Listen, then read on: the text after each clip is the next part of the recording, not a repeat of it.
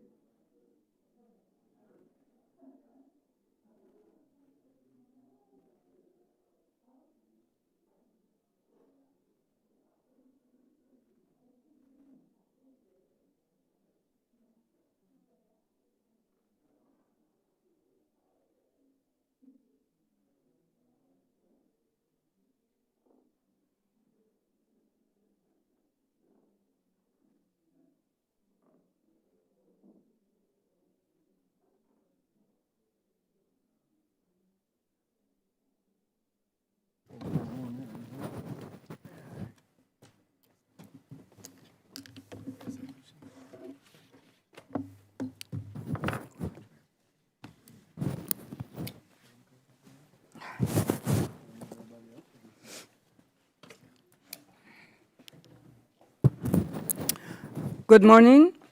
I call this hearing to order.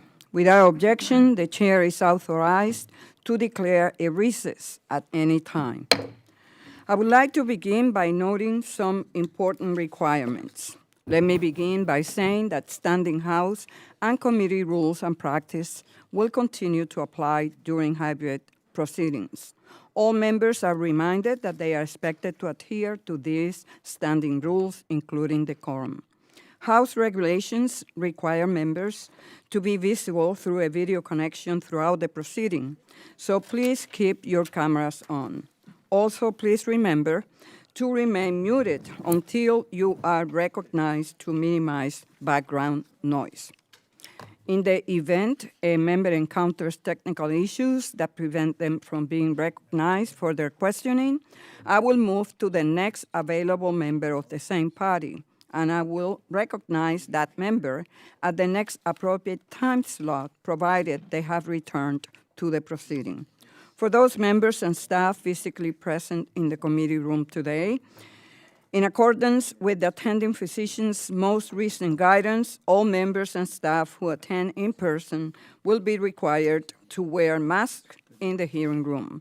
With that said, members will be allowed to briefly remove their mask if they have been recognized to speak. Now, let's turn to why we are here today, a discussion with the Small Business Administration Administrator. First, I would like to welcome Administrator Guzman. Thank you for being here today.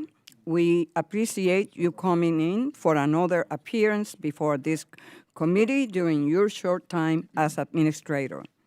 Back in March, when you were confirmed, small firms were still reeling from 2020, a year when around 800,000 small businesses permanently closed their doors, roughly 30% more than in a typical year.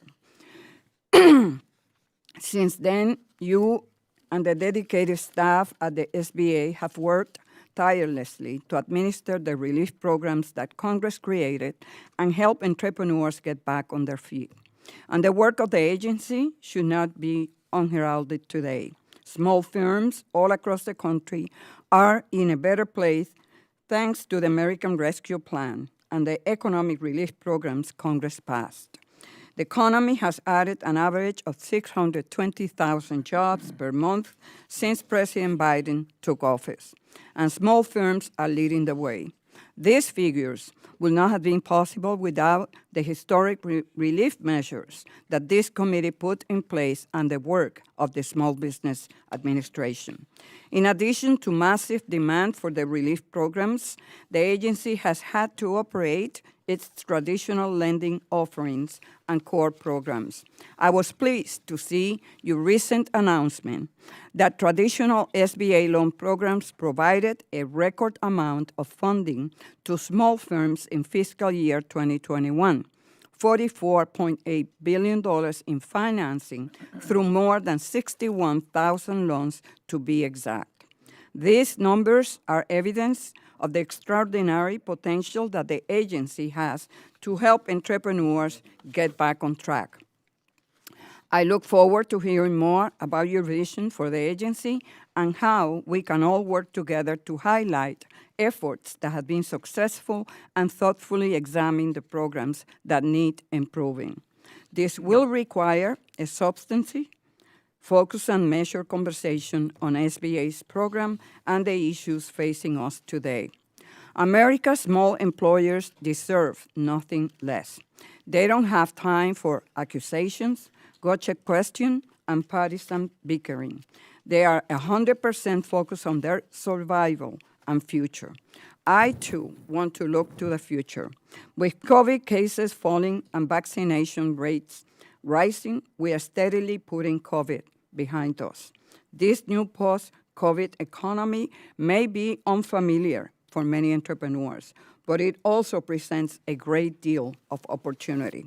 I believe these opportunities will only increase with President Biden's agenda to build back better and correct decisions made in the previous administration that has led to many of the crises we face today, such as inflation, workforce shortages, supply chain disruptions, inequity in healthcare and childcare, and worst of all, a slow recovery.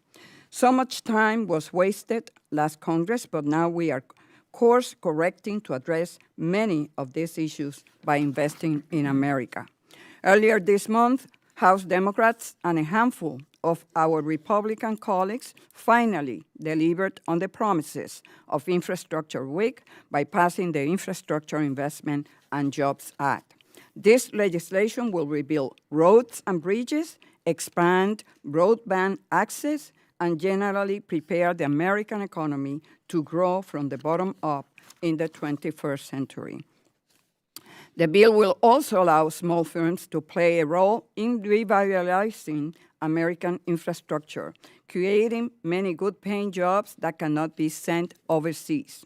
In fact, Republican Senator Rob Portman described these investments as adding, quote, to the supply side of the economy and will be counter-inflationary at a time of rising inflation.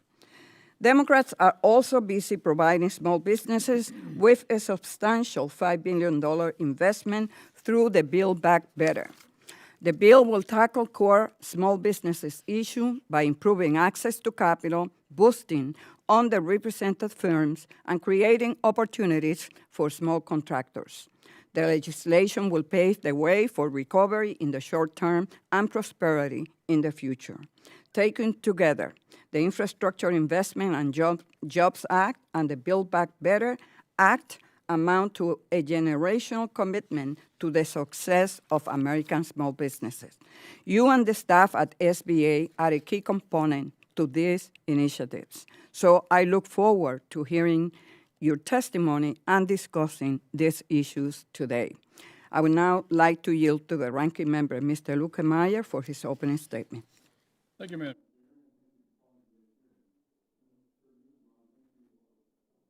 There we go. Thank you for joining us in person today to discuss the current small business landscape. As you very well know, small businesses across the country have been facing a multitude of challenges, many of which have been caused by the overreaching grasp of the federal government. The Small Business Administration is tasked with assisting these struggling firms, especially in the wake of the pandemic. However, month after month, we have witnessed quite the opposite coming from this administration's SBA and other agencies. Treasury Secretary Yellen, who is legally required to testify before our committee, continues to ignore us. It appears that she has time to do many events, even on the campaign side, and meet with a variety of people, but she still refuses to fulfill her legal duty to testify before this committee. Secretary Yellen's inability to appear for us is an insult to small business owners across this nation. She is blatantly turning her back on a sector of the economy that produces nearly 2 out of every 3 jobs and contributes just under half this nation's gross domestic product. Small businesses, entrepreneurs, and startups are an essential factor to America's economy, and she still refuses to testify. This is unacceptable. We're glad, however, that you are here representing the primary and sole federal agency that was created to defend and protect small businesses. It is no secret that the nation's smallest firms are still working tirelessly to recover from the ever-changing and overreaching state and local shutdowns ordered during the pandemic. If it wasn't bad enough, now they are facing some of the strongest economic headwinds in recent memory with the Biden and the Democrats' massive spending agenda. As members of the committee, we hear from small business owners every day. When we are back in our home district, we visit with their storefronts and listen to their stories. Unfortunately, the reports, the reports coming from Main Street USA are far from positive. Prices are soaring at the sharpest rate in over 30 years. Supply chain disruptions are making it nearly impossible to obtain goods and products. Americans are refusing to get back to work because the government is paying them to stay home, creating a labor shortage crisis. Main Street is still facing a looming vaccine mandate requirement for their already depleted worker pool. And now, small business owners are being threatened with increased taxes due to the trillions of dollars this administration plans to spend at the expense of middle-class Americans. These are monumental issues that deserve a full and comprehensive discussion. You can look at some of the recent small business surveys, and they show the exact same thing. The top issues small businesses are struggling with today are the severe economic conditions that they face. Take, for example, the Job Creators Network Monthly Monitor Poll. Inflation is the top challenge reported by small business owners. Or the FIB jobs report that shows 49% of small business owners cannot fill the open job positions they now have. These are fundamental and core issues to our country's distressed small business landscape. I ask that you put yourself in the shoes of a small business owner, just for a moment. Your inventory is low because your products are stuck on a ship that is sitting off the coast of Los Angeles. You are forced to raise prices during the critical holiday season, and you can't find any workers. With all these issues combined, I don't see how small business can be successful. And what have we learned from the administration what have we heard from the administration as a response? You plan to force through trillions of dollars in spending all on the back of small business owners. And as a reminder, a recent study from the left-leaning Tax Policy Center found that this administration's far-left spending spree would raise taxes on the middle class of our American friends and colleagues by 30%. Additionally, instead of allowing our small business to operate independently, this administration is imposing more mandates and regulations. So the question remains, who is actually standing up for the nation's job creators within the Biden administration? Ms. Guzman, that's your duty. Small Business Administration has a duty to defend these small business owners. I plead with you to listen to them and hear what they have to say. These men and women are not asking for new programs so they can receive a direct loan from the federal agency. They want common sense, pro-growth policies that will provide them with the ability to run a well-rounded, efficient operation, free from the hand of government. Mr. Guzman, if you took the time to hear from small businesses in urban, suburban, and rural areas of the United States, you'd hear a lot and learn a lot. Today, I look forward to having a conversation on all of these topics, and we expect our questions to be answered. Before we begin, I must note that simply saying that your agency will get back to us in writing will not stand. I would like to ask for unanimous consent to enter into the record more than 60 questions the Republicans submitted to Administrator Guzman after appearing before our committee in May, and more than 60 questions for the record the Republicans submitted to Administrator Mark Madrid after his appearance before our committee in September. Without objection, so ordered. Thank you, Madam Chair. I will note for the record that we have not received an answer to any of these questions thus far. It isn't just our questions during committee hearings that go unanswered. My colleagues have asked numerous questions posed to you on behalf of their small business constituents, and they do not receive any responses. One of the many examples, questions about economic injury disaster loans go unanswered. If it is your desire for this administration to be a direct lender, why is your current direct lending tool such a disaster? Not only is EIDL a black hole when it comes to customer service, but is also riddled with fraud, according to the SBA Inspector General. I'll say it again. The SBA, which pushed through approximately $1 trillion the last 18 months, had better wake up. You ignore and refuse to answer the representatives' questions that we are sent here on behalf of our constituents and our small businesses to ask. You have refused to implement countless recommendations from the Inspector General, and your actions do not match what the small businesses say are the top concerns facing their operations. Over 32 million small businesses across the United States deserve better. Main Street USA deserves better. And Madam Chair, with that, I yield back.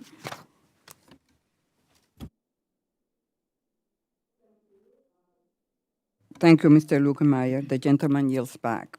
With that, I will now introduce our distinguished witness, the Honorable Isabella Casillas Guzman. Administrator Guzman is currently serving as the 27th Administrator of the Small Business Administration. Her previous experience as Director of the California Office of Small Business Advocate, coupled with her position as Senior Advisor and Deputy Chief of Staff at SBA make her uniquely qualified to take the helm. Not only does she have the knowledge needed to assist small businesses in the recovery, but as a former small business owner and advisor to entrepreneurs, she has the understanding to advocate on their behalf. Administrator Guzman earned a Bachelor's of Science from the University of Pennsylvania Wharton School of Business. Welcome, Administrator Guzman. You're recognized for 5 minutes. Good morning, Chairwoman Velasquez, Ranking Member Lukemeyer, and distinguished members of the committee. Thank you for the opportunity to be here to discuss the important work of the U.S. Small Business Administration and what we are doing to help America's 32.5 million small businesses and innovative startups continue to propel our economy forward. Though we've made considerable progress fighting COVID and reopening small businesses and our economy, thanks to the American Rescue Plan, the Delta variant has lingering impacts. Many small businesses still need the SBA's help as a result, and we continue to deliver billions of dollars in relief. At the same time, the American entrepreneurial spirit is stronger than ever, with more than 9 million new businesses applying for filing since January 2020. At the SBA, we are working hard to ensure small businesses continue to drive our economic recovery.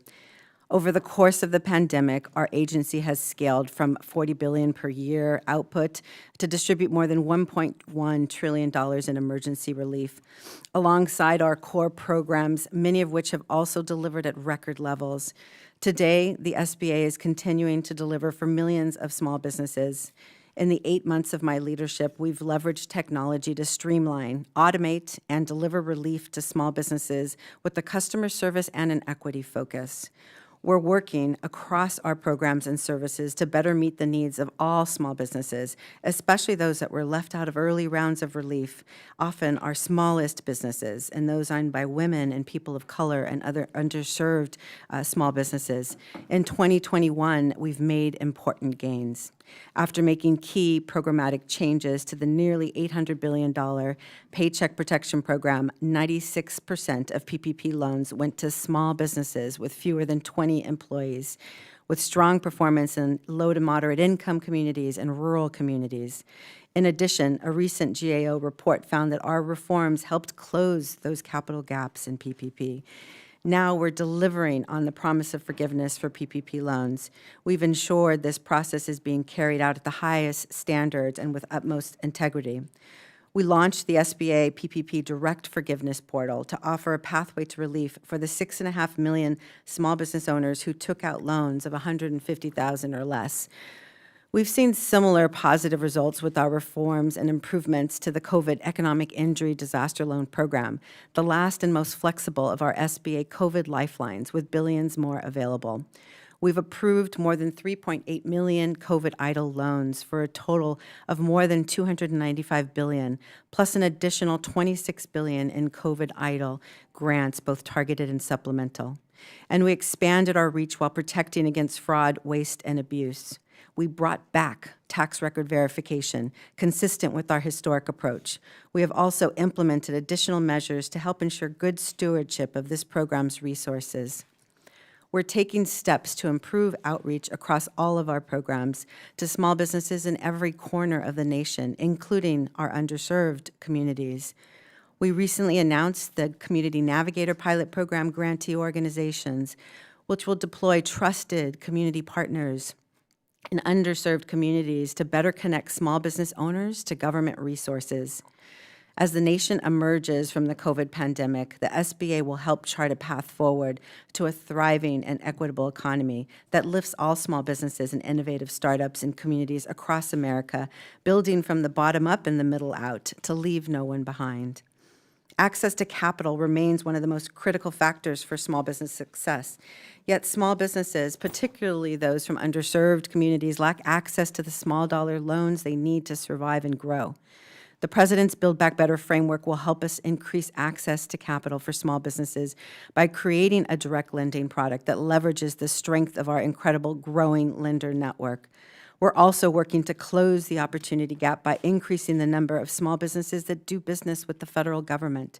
The Build Back Better framework will help us build equity in government procurement with nationwide investments in business incubators and innovation accelerators and a specific program for veteran entrepreneurs. Now is the right time to ensure that more small businesses will be able to take part in the $1.2 trillion in historic investments in the rebuilding of our nation's infrastructure, made possible through the bipartisan infrastructure deal. We know that many challenges remain. In the months ahead, we will continue to harness the power of the entrepreneurial spirit to drive our economy and our nation forward. Thank you so much, Chairwoman Velasquez, Ranking Member Lukemeyer, and distinguished members of the committee for the opportunity to appear before you, and I look forward to your questions. Thank you, Administrator Guzman. And now we will turn to questions, and I will recognize the gentleman from Maine, Chairman on the Subcommittee on Underserved Agriculture and Rural Business Development, Mr. Golden, for 5 minutes.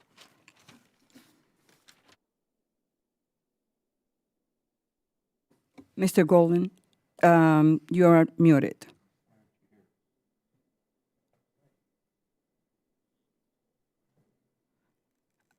Mr. Golden, we cannot hear.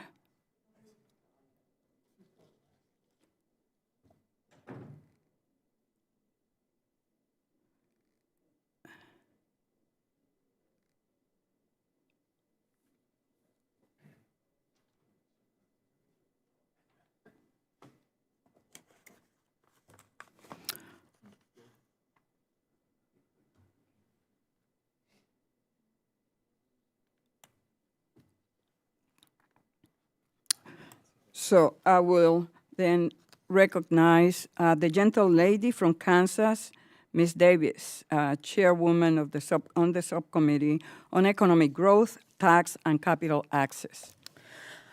Thank you, Chairwoman, and thank you for holding this hearing today.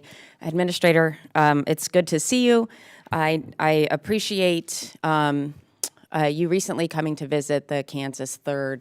You know, half of my job is spreading the good word of Kansas, and so it was a pleasure to have you come visit alongside the First Lady, where you heard firsthand stories of entrepreneurs and small business owners who are reeling from the effects of the pandemic. You know, I think that there's a couple of things. One, I'd be very curious, and we'll follow up, about the assertion that you haven't responded to nearly 60 questions submitted by members of the House, and we'll follow up just to discuss that with you. Our experience in my office has been a lot of response, whether we agree on the issues that we're dealing with or not. So I want to kind of turn to the programs that existed previously and the ones that we have seen emerge because of the pandemic, namely the Paycheck Protection Program. You know, the SBA 7A and 504 loan programs have existed for a while. And prior to the Paycheck Protection Program, there were about 1,900 lenders engaged in those programs. With the Paycheck Protection Program coming online, we saw that there were 5,000 new lenders that had that participated in that. I'm curious what ways you all are looking at to kind of leverage the increase in participation by lenders, by the private sector, you know, with this federal program, and just what we need to be thinking about as we move forward, and how we can help assist in leveraging that. Thank you so much, Congresswoman, for the question. We do think it's a historic opportunity to take advantage of these expanded networks, not only in our lending circles, but just broadly the attention on small businesses, and that's what we've been focused on. Across our lending network, we've been able to really develop our relationships with community financial institutions, as well as community banks and others who require that technical assistance with the SBA as well. And so my capital access team stands ready to support them in using all of our products, transitioning from PPP to the 7A and 504 so that we can better distribute our loans into communities across the country. And we look forward, if there are any lenders that, in particular, that your office is focused on, that we could pay attention to. It's partially why we launched the direct forgiveness portal to simplify for those smaller banks that maybe didn't have the technology to streamline processing of PPP so that they could take advantage of it and offer it to their constituents, their customers.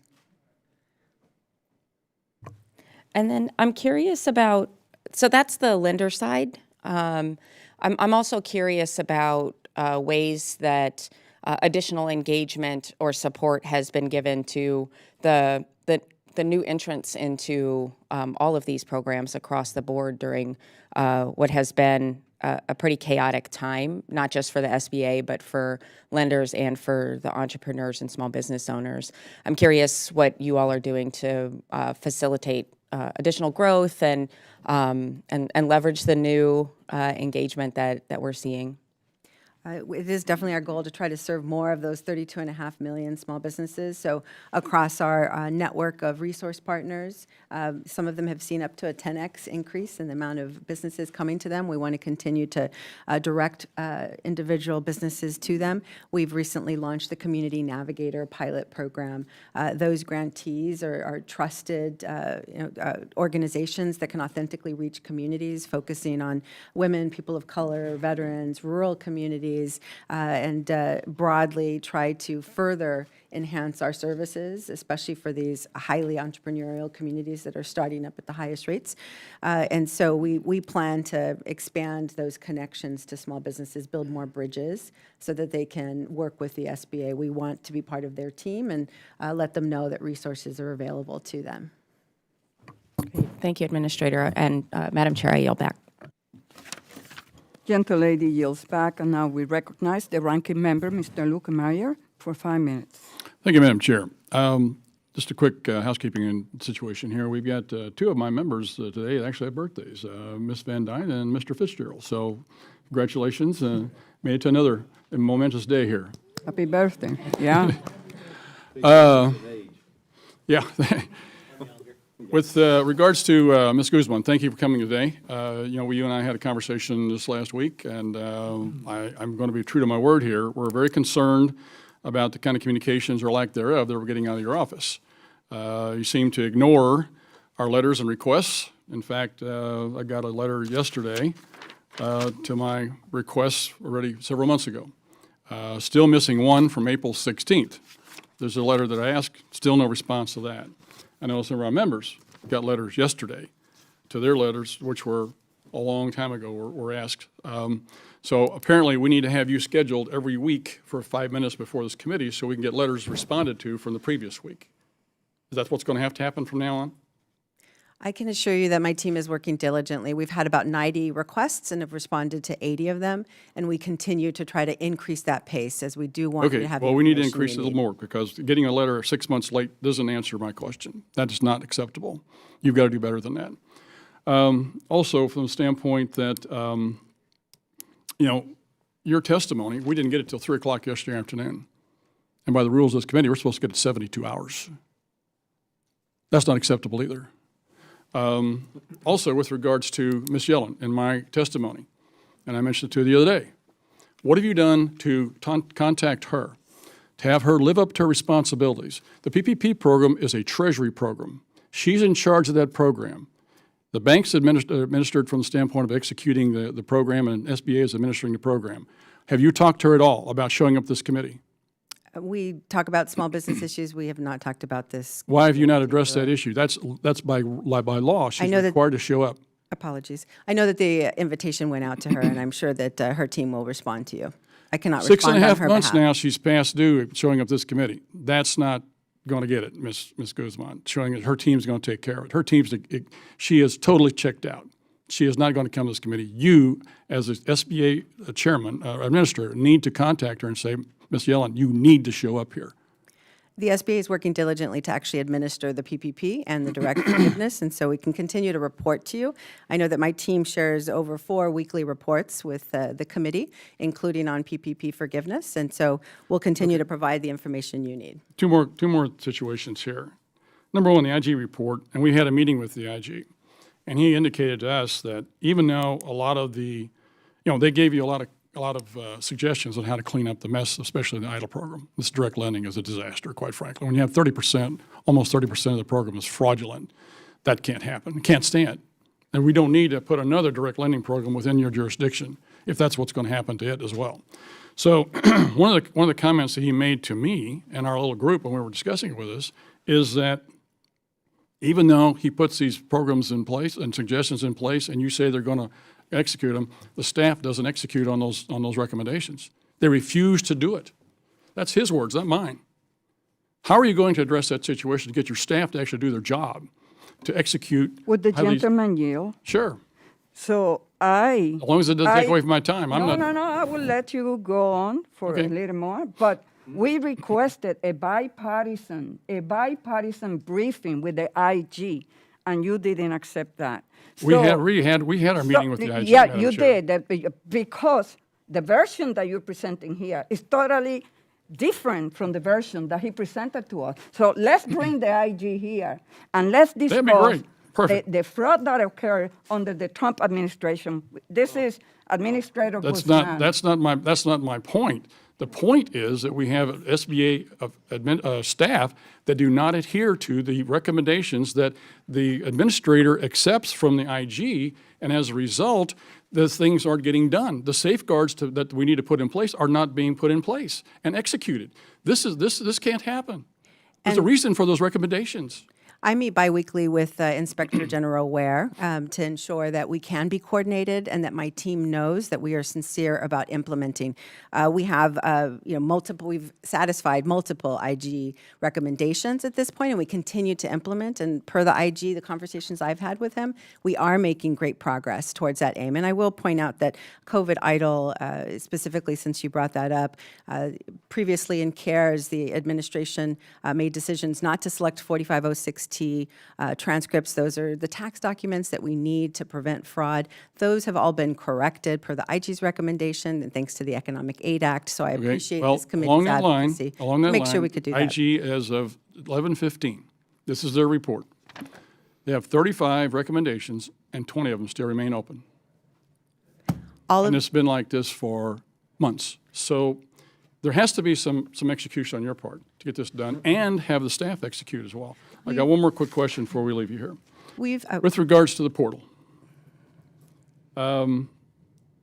it's not a bad idea, and it works if they want to take advantage of it.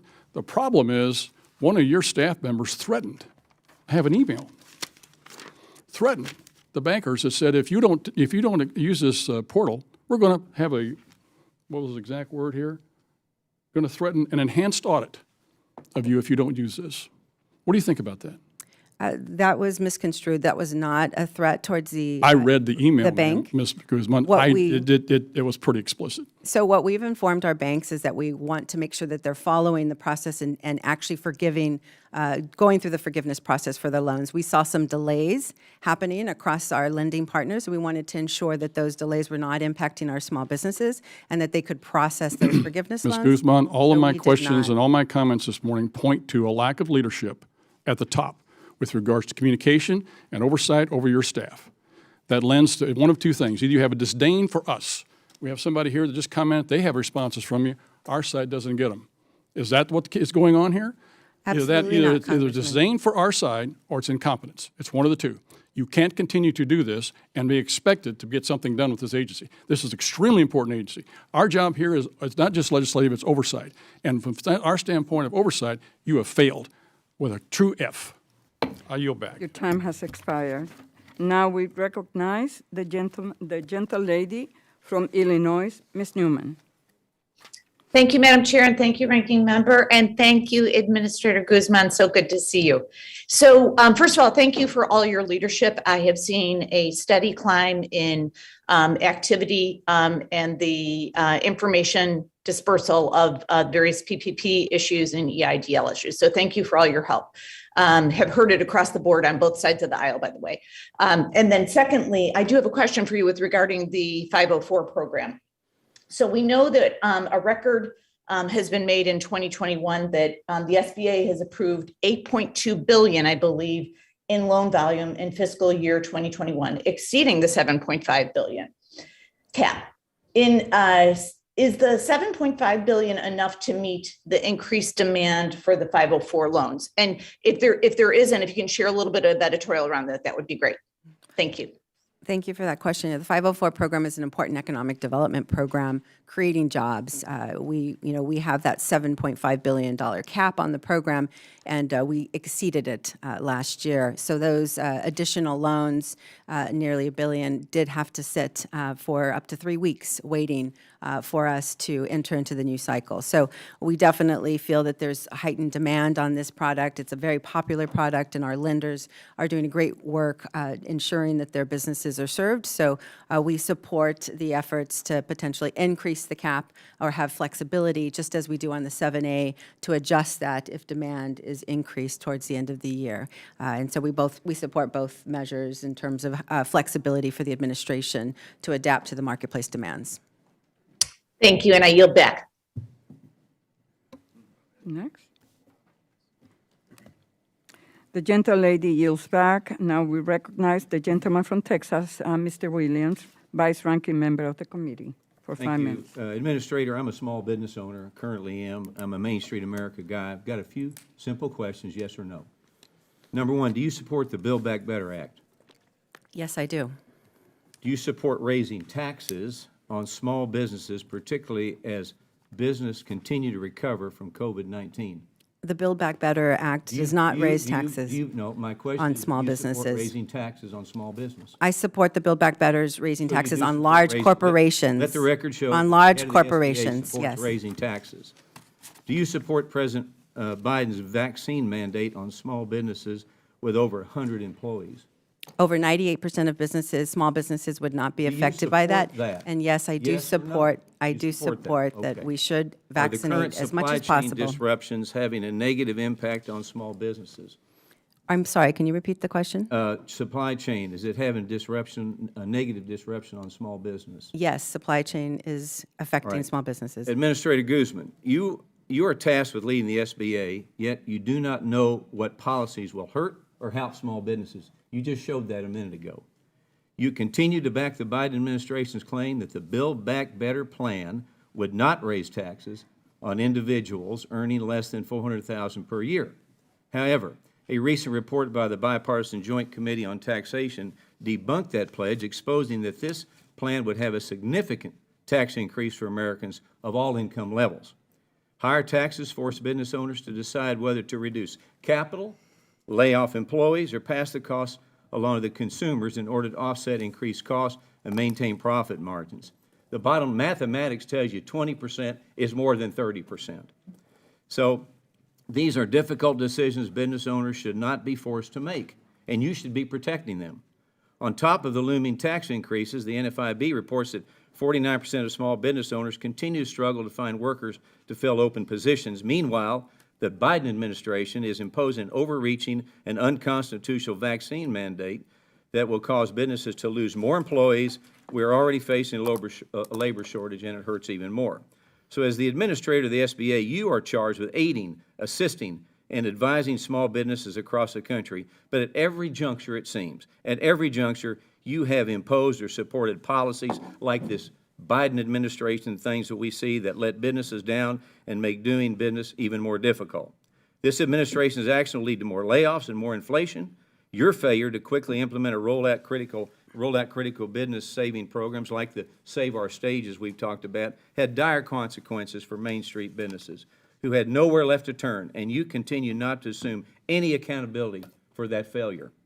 You have refused to respond in a timely manner. We've heard today members of this committee who have had urgent questions for businesses in their district, setting the tone that you and other bureaucrats that work at the SBA are above the taxpayers you represent is very poor service. So my last question, Administrator, why should America, small business owners like myself and others, why should we put our trust in the SBA, or you even, and believe you have their best interests in mind when you have not demonstrated a single action that serves their best interests while promoting higher taxes, bigger government? How can we rely on you?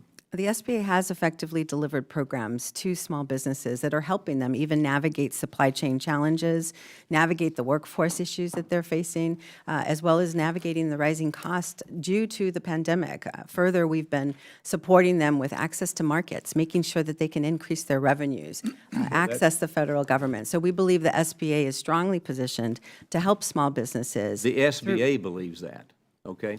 So let me move on. The SBA believes that, not small business, not Main Street America. So, look, this committee is charged with overseeing the SBA, and I strongly urge your administration to put the needs and concerns of American small business first, and do what Chairman Lukemeyer asked you to do.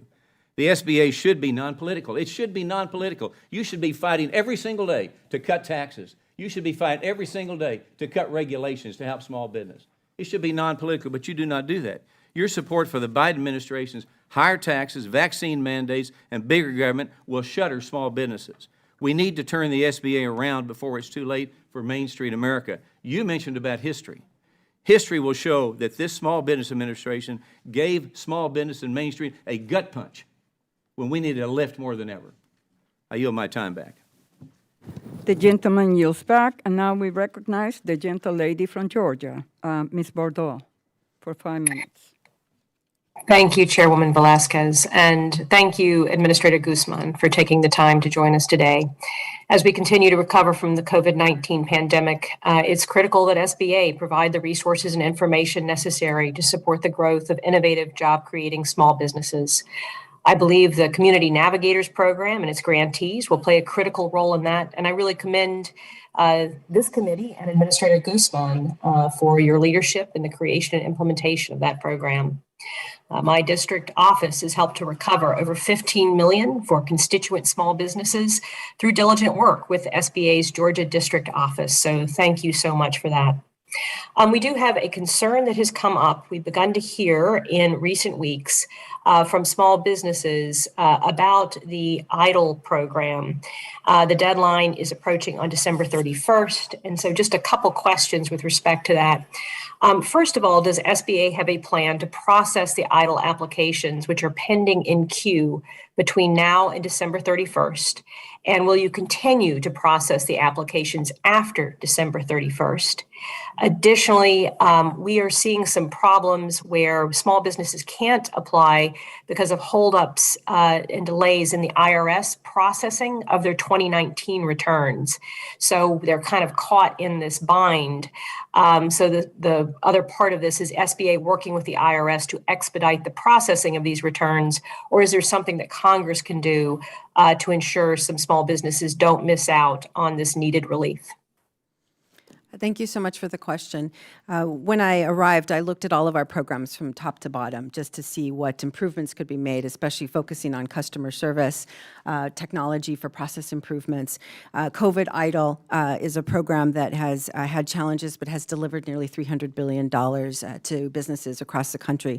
It's affordable patient capital for our businesses. I've moved the COVID EIDL program to our Office of Capital Access to ensure that we could leverage industry best practices and improve the processing time. In fact, we went from 2,000 processed applications a day to 37,000 over the summer. As a result, we were able to clear 600,000 in backlogs on the COVID EIDL program. And further, we're able by the fall to clear a total of $1 million across the entire COVID EIDL package, including the grants and the loans. This program, unfortunately, was challenged with issues in terms of not only processing, but in terms of fraud, as was mentioned earlier. And we were able to reinstate a lot of the policies that have been in the EIDL program, the traditional disaster loan program, for years, where we've successfully put out $67 billion of disaster loans over the years effectively without fraud. So we're very pleased to be able to institute these longstanding fraud reinstate rather these longstanding fraud controls onto our program and start to improve customer service as well, which speaks to your point in terms of being able to process the full demand by the end of the year. We feel good that we have the billions available and that we'll be able to distribute those effectively through the communities, and we look forward to working with you and all your constituents in processing. We currently do not have a backlog. The challenges that are in the system for individual borrowers that you might be hearing from oftentimes are due to appeals, multiple appeals. They're oftentimes due to fraud flags. Again, we instituted new fraud controls, and so these people may have gone through the system previously without any fraud checks, and so we're now going through that. So we do feel good about processing the applications. They will be allowed to apply through December 31st, and then we will process them after that. So that is the deadline. Same for the targeted advance, that $10,000 grant. Businesses can apply all the way through December 31st. The supplemental targeted advance is the only one that will have to be processed and distributed before December 31st. So that means your constituents who are eligible for that additional $5,000 grant will need to apply it by approximately December 10th. In terms of the IRS processing, we've, as I've said, cleared the backlog on this important program, and so effectively been able to administer it. We do feel that, unfortunately, for those who did not file 2019 taxes, the processing time for a paper application without errors is about 30 days. We're seeing that that can be much longer, up to 20 weeks if they have an amendment. So unfortunately, for that, processing times, they're going to need to coordinate closely with the IRS and make sure that all their documents are in order. But if they have their 2019 taxes, we're able to process them efficiently thanks to the improvements and the gains that we've made on the program. Yeah, if we could continue to work with you on that, because we are getting a ton of complaints into our office right now where I absolutely support the anti-fraud measures, of course, but also want to make sure we're actually able to get things done for the small businesses. But thank you so much for the answer. I yield back. The lady's time has expired. Now we recognize the ranking member on the Subcommittee on Underserved Agriculture and Rural Business Development from Minnesota, Mr. Hagedorn. Thank you, Madam Chair, and Ranking Member Lukemire. Appreciate the hearing, Administrator. It's good to see you. I used to be a congressional relations officer for two nonpartisan Treasury agencies, and I would always tell my boss, before we go testify on Capitol Hill, let's make sure that we answer the questions of the members that we're going to go testify in front of. What we actually tried to do was answer their questions. You didn't do that. It looks like you did like kind of a data dump. You just got all of our letters that have been sitting around for months and months and then sent us back a form letter. I sent you a letter on May 20th talking about the Restaurant Revitalization Program, pretty important program which is still out there. A lot of America's restaurant owners are hurting. You didn't send anything back talking about that. And then I asked, well, what's going on with this Biden executive order on equity? How are you going to be revamping things down at SBA in order to meet that? Again, I get nothing back. I get 2 paragraphs of just a bunch of form stuff. So, Madam Chair, I'd like to introduce these into the record if I could at this time. Without objection, so ordered. But I think what's going on here is I really don't probably need an answer anymore to figure out what's happening with the whole equity exercise down at SBA, because the Restaurant Revitalization Fund was really the first part of the woke agenda. That was the fund where it was decided there was going to be about $28.5 billion for restaurant owners who were hurt during the COVID situation. And the Democrats and Biden decided they were going to have a priority list. And everybody on the priority list could get their application in early and get their money first. And the people who weren't on the priority list, well, they had to wait in line and hopefully they'd get some money sometime. The people on the priority list were pretty much everybody but white males. And lo and behold, all sorts of applications came in, all sorts of money went out, a lot of people were paid, and of course the monies ran out, and Congress and the administration, nobody done anything about it since. There's hundreds of thousands of people out there who own restaurants and bars who happen to be white males who've never received any money. Now the people that did receive the money on the priority list, and I'm for that, I want them all to get the money, but everybody should be treated equally. We shouldn't be discriminating one way or the other. Every person who's a restaurant owner should be treated the same way. I think that's what everybody wants. But the folks that did get the money, you know what they used it for? They went out and hired staff. They fixed up their restaurants. They paid bills. They did a whole bunch of things, maybe advertised, maybe did everything they could to bring the customers back in the store. The people that didn't get the money, some of them might be across the street, they probably went broke. They're hurting. They don't have that money to lure in new staff, increase their wages and so forth. Do you think that's fair, Administrator? That people on the priority list were given this money and the people on the not on the priority list, weren't? Do you think that's fair? Thank you, Congressman. And just to address the letter concern, we'll definitely continue to be in correspondence with your office, and I welcome any calls that you want to place to me. I know that several of you have been, connecting with my staff, but I will definitely make sure that those are addressed.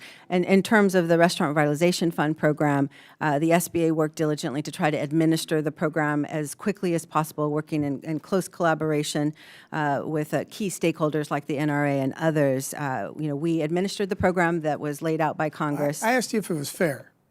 Is it fair that some restaurant owners were given money and other restaurant owners still don't have it, and it's an unfair competition, right? My charge is to administer the programs that are given to me Okay, and ensure that. Okay, well, part of your charge then was to put together a bill with the administration, which had the priority list in there, which gave people an advantage over other restaurant owners. Totally unfair. We don't need this in America. We want everybody to be treated equally. This whole equity stuff needs to go away. This woke stuff needs to go away. Treat every American citizen, every American business the same way. If you're going to be giving out government grants, let's make sure that everyone has the same opportunity. I think that's what America's all about. At least that's what I think. Now, you're traveling the country quite a bit, right? You're getting around. I am too in the district in Minnesota. Can you tell me any small business owners that have come up to you in the last 4 or 5 months about this Build Back Better bill that want higher taxes, more regulations, that want higher energy costs through this Green New Deal stuff that's coming along? Is anybody begging for that? What small businesses are telling me is that they are having trouble finding workforce, that healthcare costs are high, childcare costs are high, and Build Back Better will address those issues to try to help our small businesses with their workforce. But you haven't heard any business owners say, please raise my taxes, increase my regulations, and make my energy costs go up, correct? Small businesses have not. I yield back. Gentleman yields back. Now we recognize the chairman on the Subcommittee on Oversight, Investigation, and Regulations from Minnesota, Mr. Phillips, for 5 minutes.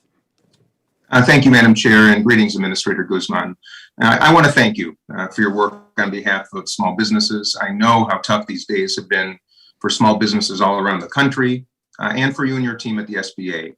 You've played an integral role in America's recovery from the pandemic, and most of us are grateful, especially small business owners. I want to begin with the RRF, the Restaurant Revitalization Fund. When it was first opened to applicants, as we all know, Congress reserved the first 21 days of the application period for priority groups, including women and veterans and socially and economically disadvantaged entrepreneurs, the people that needed the support the most. My colleague from Minnesota argues that we got to get rid of equity. I just happen to believe that we should support those who've been denied access and opportunity. I think America's at its best when we support those who have big dreams, especially entrepreneurs, especially veterans. And when I talk about equity, not just economic and racial, but geographic, rural America, we should be supporting entrepreneurs in those parts of the country as well. And while the SBA, of course, succeeded in distributing billions of dollars to disadvantaged groups, we all know that the lawsuits ruled that those were unlawful. And 3,000 priority applicants were left in the cold due to depletion of the funds. I know that you were frustrated by this because, of course, the guiding purpose of the SBA, in my estimation, is to promote entrepreneurship and help underserved small businesses, the very ones that were denied funds. So my first question is a simple one. Should we consider additional financial relief to the most hard-hit industries and small businesses and categories that have been denied funding? With the similar programs like the Restaurant Revitalization Fund, the Shutter Venues Operator Grant that we've been able to effectively distribute over $12 billion in relief, these hard-hit industries do need additional assistance. As I'm meeting with businesses around the country, they still need relief, which is why we're thankful that we have the COVID Economic Injury Disaster Loan to offer them. But this is a loan, not a grant. And so we continue to try to support them, though, with resources and these loan offerings. And if Congress were to fund hard-hit industry grants, SBA would focus on effectively distributing them as equitably as possible.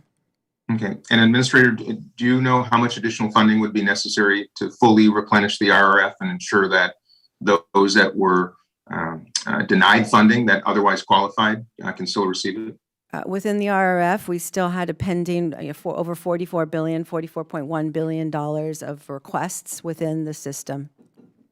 So theoretically, small businesses that qualified but simply were denied because we didn't allocate enough. Is that fair? We did not finish processing all of those applications, and so those are the pending, what we deem, what we can guess at eligible businesses that were not immediately removed.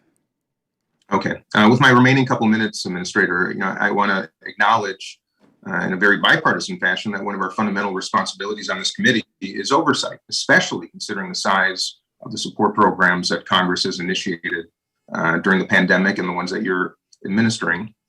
Every fraudulent dollar that goes out is one less that we can allocate to businesses that qualify. We all agree with that. So what can our committee do to support oversight of the SBA programs, especially the recent pandemic programs, whether that be congressional directives or additional resources? SBA has been able to utilize administrative funding to continue to try to build in strong processes and technologies, as well as controls to make sure that these funds get into the hands of the businesses it was intended to serve. We will continue to work with the IG closely and the GAO to make sure that we're implementing the remainder of the recommendations that are in place across our COVID EIDL, PPP, and all of our relief programs, as well as our core programs. And so that continued support and collaboration is what we deem necessary to continue to support anti-fraud measures. Okay. And we all know that, of course, you are working hard and others to identify fraud and those who inappropriately received funding. What is the current process and what's the timeline for clawing back those fraudulent loans and disbursements? My apologies. Is that on a specific program, Congressman, or just more of a broad question generally? because there are a number. I know there's Yes. fraud in a variety of programs, but just in broad strokes, especially through the more recent programs. Thank you, Congressman. Yes, we are working closely with the IG and the Department of Justice to make sure that if there's identified fraud, that they're able to fully prosecute and recover those funds. The IG has already worked to recollect millions of dollars across the PPP program and the COVID EIDL program, and we continue to support their work as they do so across all of our programs. Thank you. And I see my time has expired. I yield back. Thank you so much. Has expired, and now we recognize the gentleman from Minnesota, Mr. Stover, for 5 minutes. Thank you very much, Madam Chair. Administrator Guzman, thank you for being here to testify. I have to say it's been difficult getting some response from you or your office. But as you recall, back in May, when you were in front of this committee over 6 months ago, I asked you a series of questions regarding the Biden administration small business tax increase proposals that you could not answer. You said to me in this committee at the time that you would follow up with my office with answers to my questions. It's been 6 months, no follow-up to me or my staff. So at this time, I was asking you about proposals. But now we have in writing the tax increase the Biden administration plans to impose on small businesses. Given you have had 6 months to figure out a response, I'm going to ask you once again these questions. How many small businesses are organized as a Subchapter C corporation? Majority of businesses are not organized as C corporations. I don't have the exact number of those businesses. Does the Build Back Better legislation increase the corporate tax rate? The Build Back Better framework actually focuses on leveling the playing field, and I agree with the 3/4 of small businesses polled who want to see large corporations pay their fair share. And so the Build Back Better framework focuses on that and making sure that our large corporations, those that pay zero, including, are the ones who are covering for this. The question was, does the Build Back Better legislation increase the corporate tax rate? It provides for a minimum corporate tax rate of 15% that'll affect less than 200 large corporations, so will not affect our small businesses. It won't affect the small businesses at all? It'll affect less than 200 of the largest corporations, the 15% corporate tax, correct. The Build Back Better legislation is going to increase the corporate tax rate, as you just said, on small businesses, subchapter C. How many, according to the Tax Foundation, this tax increase is going to reduce the GDP and cost about 25,000 jobs. How many small businesses are organized as pass-through businesses? Many more are pass-through entities. The majority of them are. So the majority are 95%? I don't have those exact numbers.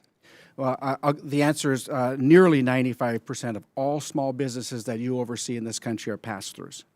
Does the Build Back Better legislation increase taxes on pass-through businesses?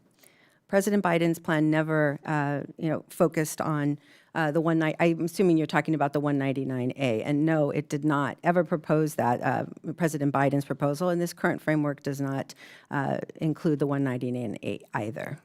So you're telling us the legislation will not increase taxes on 95% of the businesses that are passed through? Is that correct? The current BBB proposal does not does not affect the 199A. So small businesses will not be affected by that. According to the Tax Foundation, this tax increase is going to eliminate 16,000 jobs. Do you agree with that? I know that economists are still debating what those final impacts are. Well, we believe strongly that the Build Back Better plan will actually create jobs and will help small businesses, especially when it comes to their workforce, educating their workforce, creating workforce development opportunities, lowering the cost of childcare so we can get more people back to work. Those are really important things to small businesses, as well as the cost of healthcare, which is rising. And this Build Back Better framework will decrease those costs. Have you ever owned a small business? I have, yes. And as a pass-through? Yes, correct. Okay. Do you still own it? No, I do not. Okay. Another thing I'd like to have a short conversation with you. You were in our great state of Minnesota just a few months ago, and we appreciate that. You came with my Democratic colleagues to Minneapolis. There's two of us that sit on this committee that weren't invited. Was it for political reasons that we weren't invited to celebrate and encourage small businesses in the state of Minnesota? Can you tell us why you didn't reach out to us? Congressman, I would welcome a visit with you, and if an invitation is extended, I would love to travel with you to meet with your small businesses and see how we can further help them. Did you even think about inviting us in rural Minnesota? You talk about rural America.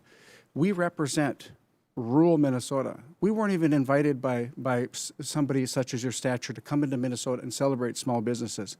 Would you agree maybe that was a misstep on your part by not inviting us, two members of the Small Business Committee? While I was not in your district, I would welcome the opportunity to extend my stay or go directly just with you in the future.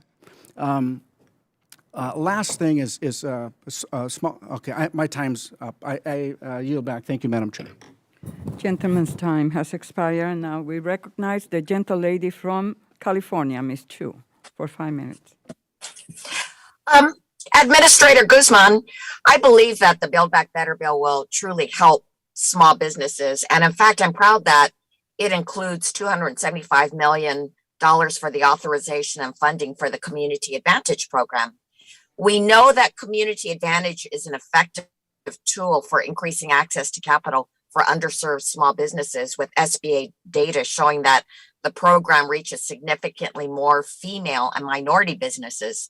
That's because Community Advantage lenders have the necessary relationships within their communities to facilitate lending to the small businesses that need it most. These mission-driven lenders are not only skilled in localized character-based lending, but also provide hands-on coaching to borrowers, many of whom are overlooked by big banks. Can you talk about how you see community advantage figuring into SBA's long-term recovery plans, particularly your plans to improve capital access for underserved businesses? Yes, thank you so much for that question. We do, Community Advantage is an important pilot program that the Office of Capital Access administers, and it does allow us to better reach those underserved communities through great community financial institutions like the CDFIs.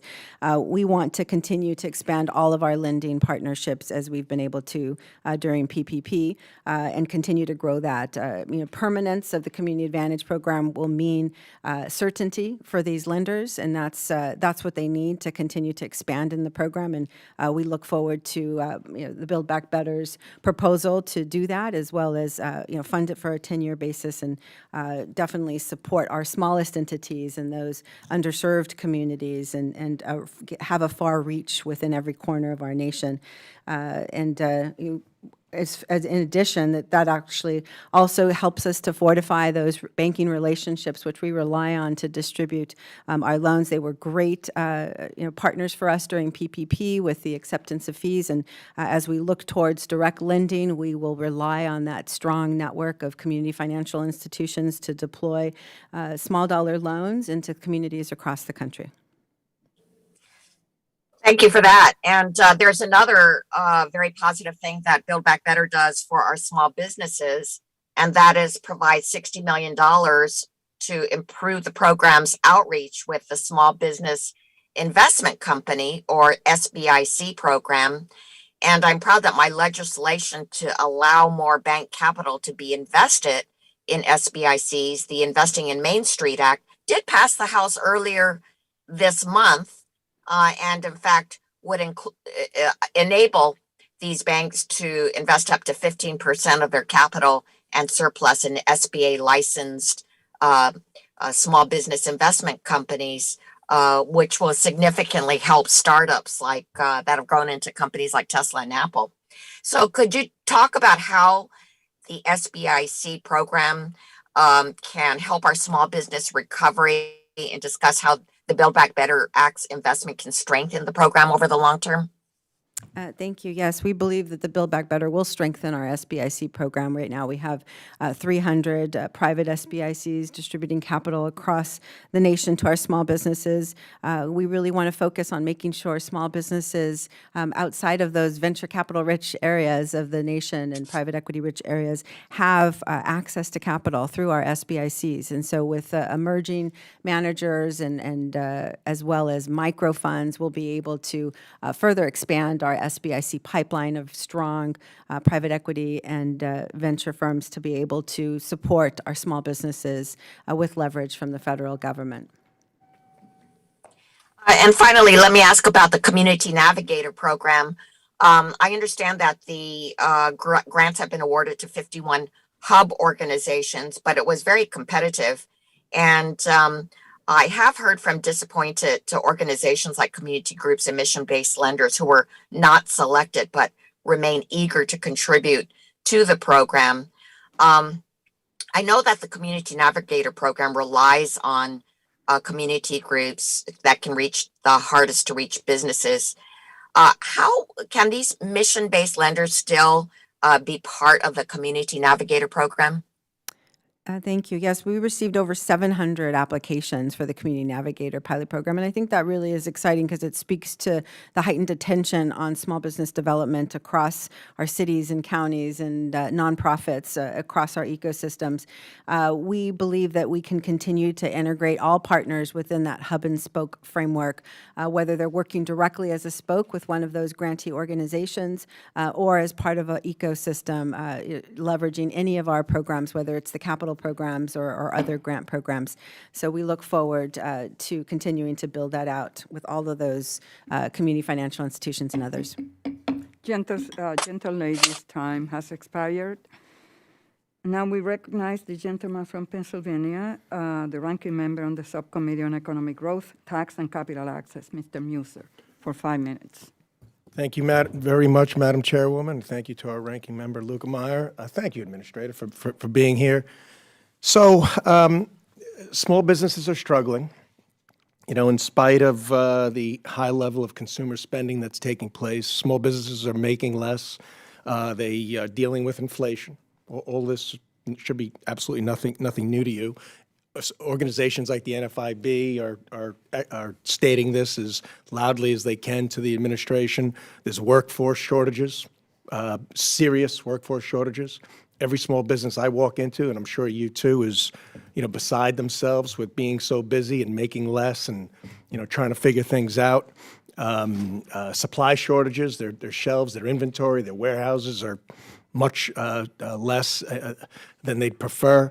Energy costs are baffling them. Gasoline prices, heating, you name it, for their trucks, for the deliveries, everything's going up. Wages are going up. That's usually a good thing. But in this case, it's going up a little bit too fast. These mandates that are being discussed are very, very unclear. And it's really making many businesses very, very nervous as to what to do. So you know all this, potential tax increases. Now, Administrator, you said there's small businesses won't be facing any tax increases. That's just is not accurate. The 3.8% Medicare surtax, which expands the Medicare surtax to investment income on individuals actively involved in S corporations or partnerships. So, in other words, if a company with 50 employees bringing in $10 million in revenues, they'll maybe net $1 million at the end of the year. They will be paying 3.8% on that $600,000, the delta between the 400. So now it's a pass-through. So that business will be paying that extra. Now, he might be paying himself, or she, $100,000, $200,000, $250,000, $350,000 a year, but they're still being taxed as a pass-through business. So stating that small business is not paying more tax, and by the way, that's a big number on the that 3.8%. If I believe offhand, that's in the neighborhood of $300 billion of new taxes, of revenues. So I don't know how we can say small business is not getting any new taxes when you're scoring it at $300 billion. And then, of course, there's NOL is being changed, the IRS enforcement. That's going to be wonderful for small business. Okay, I was former Revenue Secretary of the Commonwealth of Pennsylvania. The last thing you do without making it a higher quality level of information for those auditors to work off of is just add 87,000 new people and think they're going to go out and shotgun approach on small business, because they're the easiest victims, to go in and audit them randomly. And the idea that it would raise $400 billion is absolutely nonsense. Come on, you went to the Wharton School of Business. I mean, it just came back. CBO, I think, said $120 billion. That's about right. So there's a lot of, phony baloney stuff in here. So I just want to ask you, I mean, do you advocate for small businesses when you talk to the president? Do you say, Mr. President, these taxes, inflation, gasoline prices, you have your spokesperson, Jen Psaki, and a new potential controller of the banks saying how it's a great thing to ruin fossil fuel companies and oil companies and gasoline companies. Somehow that's a good thing, because then we move into green energy. I mean, do you say, hey, we got to rethink some of these things, Administrator? My responsibility is to, of course, administer the programs of the SBA, as well as visit with these businesses and hear their concerns, which, of course, I agree with you, the supply chain and the workforce issues have been challenging for them. We've been focusing on getting them support so that they could navigate these issues. In terms of some of the specific issues that you addressed, like the Medicare tax loophole, that really, again, is still focused on those individuals making more than $400,000. So majority of small businesses will not be affected, and that really what it does is focus on making sure that investments are treated the same way as your business income. And so, whatever the issue might be, though, note that this Build Back Better agenda is focused on leveling the playing field, and that's where small businesses agree. I don't think it has any ROI whatsoever for our economy, and you got economists agreeing with me. The lending product you bring up. Now, we had two test programs in the RRF and the EIDL. all run by the SBA. And I think you got a good staff. In Pennsylvania, you got a good staff. But they're completely understaffed. They have nowhere near the IT systems. And the RRF was a disaster, let's face it. And the EIDL had $67 billion plus in fraud. And yet you're saying you want a self-run, internally run lending product within the SBA to add on to what we know was already a disaster? The SBA has been doing direct lending for over 68 years. We've had a $67 billion portfolio within our disaster products without these incidences of fraud. These are unique to the COVID EIDL product as a result of the CARES Act requiring that the SBA not collect And a I'm tax sorry, I have to yield back, documentation. but a joint partnership with banks and the SBA clearly worked a lot better. I yield back, Madam Chairwoman. The gentleman yields back, and now we recognize the gentle lady from Pennsylvania, Ms. Houlihan, for 5 minutes. Thank you, Madam Chair, and thank you very much for being here as well.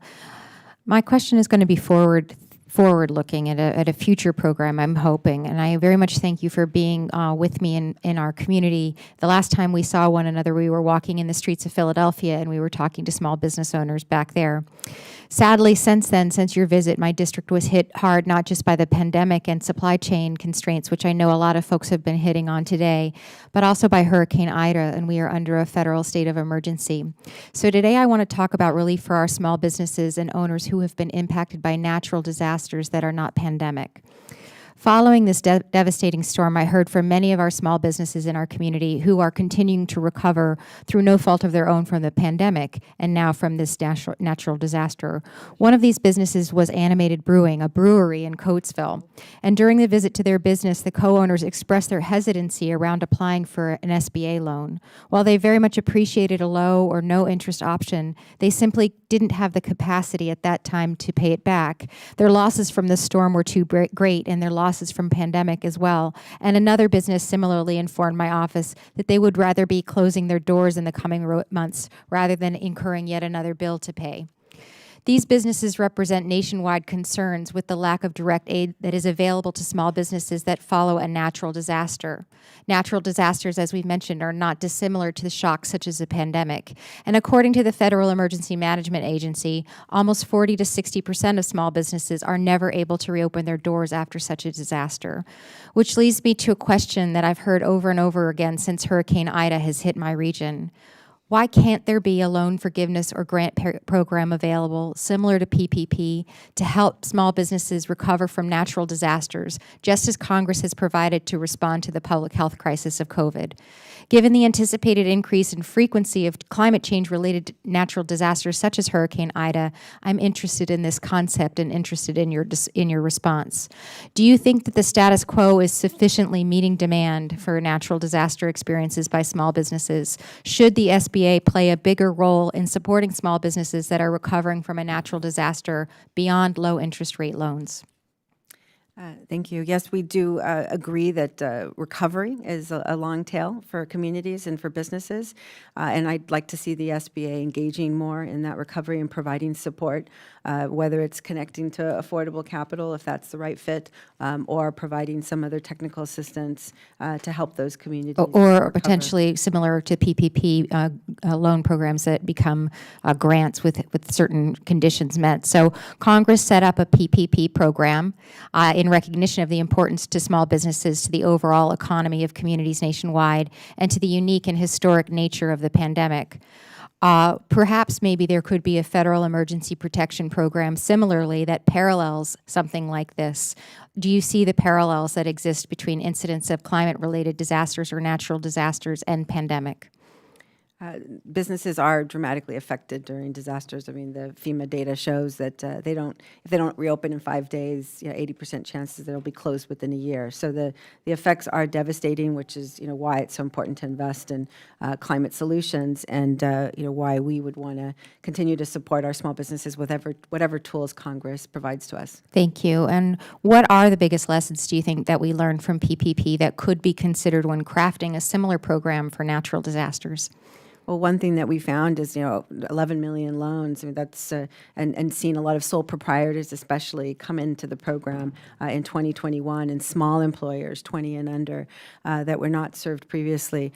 We think that those are key lessons learned to demonstrate that there is a demand out there for capital, and that businesses can leverage capital to grow effectively, which is why direct lending is such an important product, because we're seeing that there's a decline in small dollar loans out there available to our smallest entities, and we'd like to try to solve for some of those huge market gaps. Yeah, and Administrator Guzman, one of the things that I was struck by is with the crisis of pandemic and with the PPP having been stood up so rapidly, but also expanded, as you mentioned, to a vast array of businesses that wouldn't have historically been considered in these sorts of opportunities and programs. We've created the neural pathways and the memory mechanisms. We've created, the business banking relationships that they now have with small businesses now have with each other. We've also created the relationships that the SBA now has with the banking industry. We really ought to be able to take advantage of this and pivot this to what will be inevitably in the future increasingly more and more natural disasters and more people needing help with this. Thank you so much once again for visiting our community, and I yield back. The gentlelady yields back, and now we recognize the gentlelady from New York, Ms. Tenney, for 5 minutes. Thank you, Madam Chairwoman, and also to the ranking member, and thank you, Administrator, for being here today. I did send you a list of questions in May, and I'm hoping that at some point you'll follow up, since I haven't received an answer yet. I know you're getting time and getting yourself organized in the position, but we really have pressing questions that we need asked. My first question I want to ask you is, during your confirmation hearing in the Senate, you promised to investigate why the SBA wrongfully approved small business loans for multiple Planned Parenthood affiliates. However, since the SBA has proceeded to confirm an additional 6 loans for Planned Parenthood affiliates, including $10 million for Planned Parenthood of Greater New York. As you're aware, and as this legislation states, federal funds cannot be used to pay for abortions, and all applicants for PPP loans must abide by affiliation rules and size standards. Since Planned Parenthood has over 16,000 employees nationwide, that makes them ineligible. Has the SBA forgiven any of the PPP loans that have gone to Planned Parenthood? I don't have a status on individual loans to share with you. Have any of However, them been? Have what I any could- of them? Have any been that generally been forgiven? That I'm not aware of. I know that we have, continued to process those loans in the order, and as you know, borrowers attest under PPP. Will you to their forgive those loans? eligibility. I sort of reclaim my time, but will you forgive those loans at this point? Is that a policy that you're taking? Fortunately, it's not up to me to determine individual loans.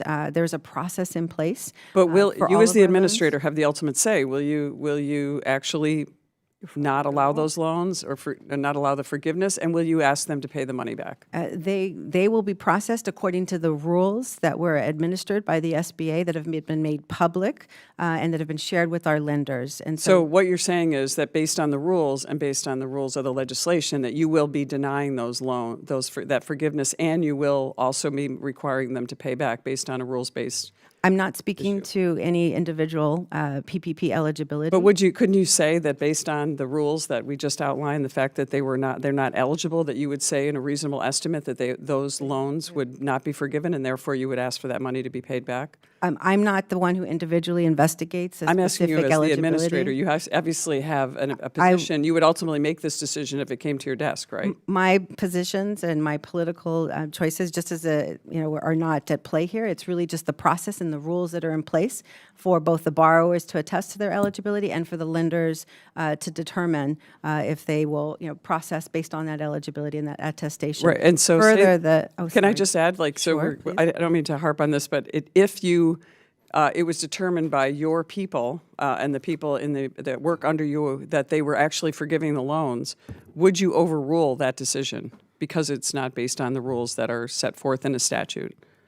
I would not overrule the processing that's in place that is abiding by the rules. So the process does abide by the rules and determines eligibility. Again, borrower attests to the eligibility. The bankers are then processing those PPP loans. Do you know the rules that say that they're not eligible? Is that something you're aware of?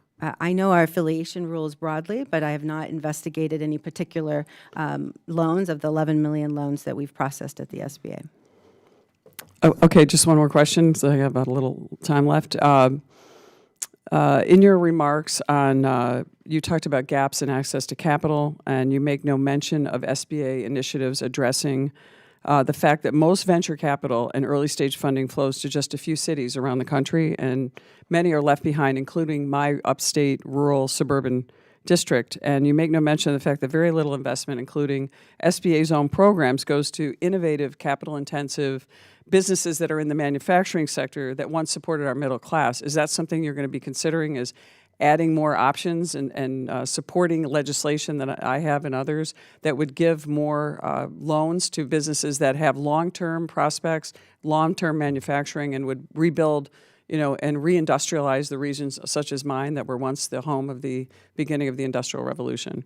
Yes, we completely support building up a manufacturing base in America. Made in America initiative focuses on that, and we have key programs to support that, whether it's on our lending program or encouraging manufacturing support within our SBIC program. One last thing that my colleague alluded to, the current nominee for controller of the currency is talking about ending private bank accounts and putting them in the hands of the Federal Reserve. Do you support that initiative?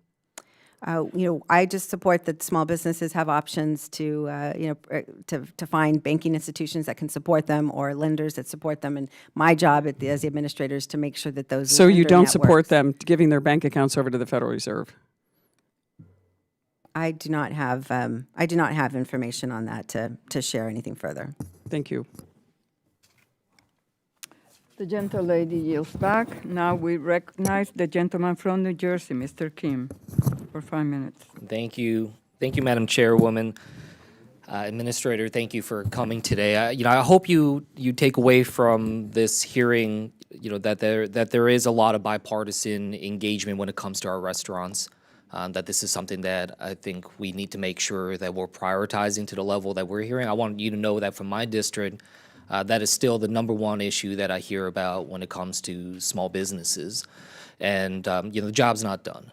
And, I wish we were able to put in additional funds into the Restaurant Revitalization Fund. I certainly support that from the outset to avoid the problem that we had that was foreseeable. We knew there was going to be a challenge there. And I want to find a way to fix it. But, you've talked about this already, but we talked about it in terms of the amount of money to be able to put in. And I certainly support funding this more. But I also wanted to ask you, what flexibility does SBA need from Congress in statute if we were able to provide additional funding for the Restaurant Revitalization Fund? We want to make sure that we ensure that no applicant at the end of the queue is left off without relief again. My understanding is not just about the funding, that there are other elements here that we need to be considering here. So I just wanted to get your take on this.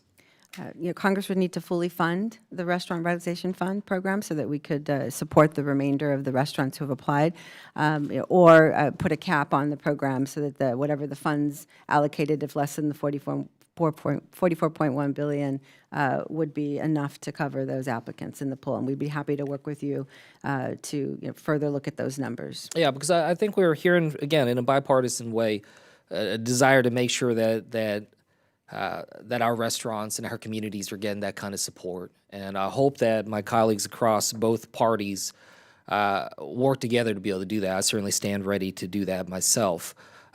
What I also wanted to talk to you about is just, as you were talking to my colleague about sort of the long road to recovery ahead that we have when it comes to small businesses. And I agree with you that right now we're certainly having a crisis point, but I think we understand that this is not going to just go away overnight.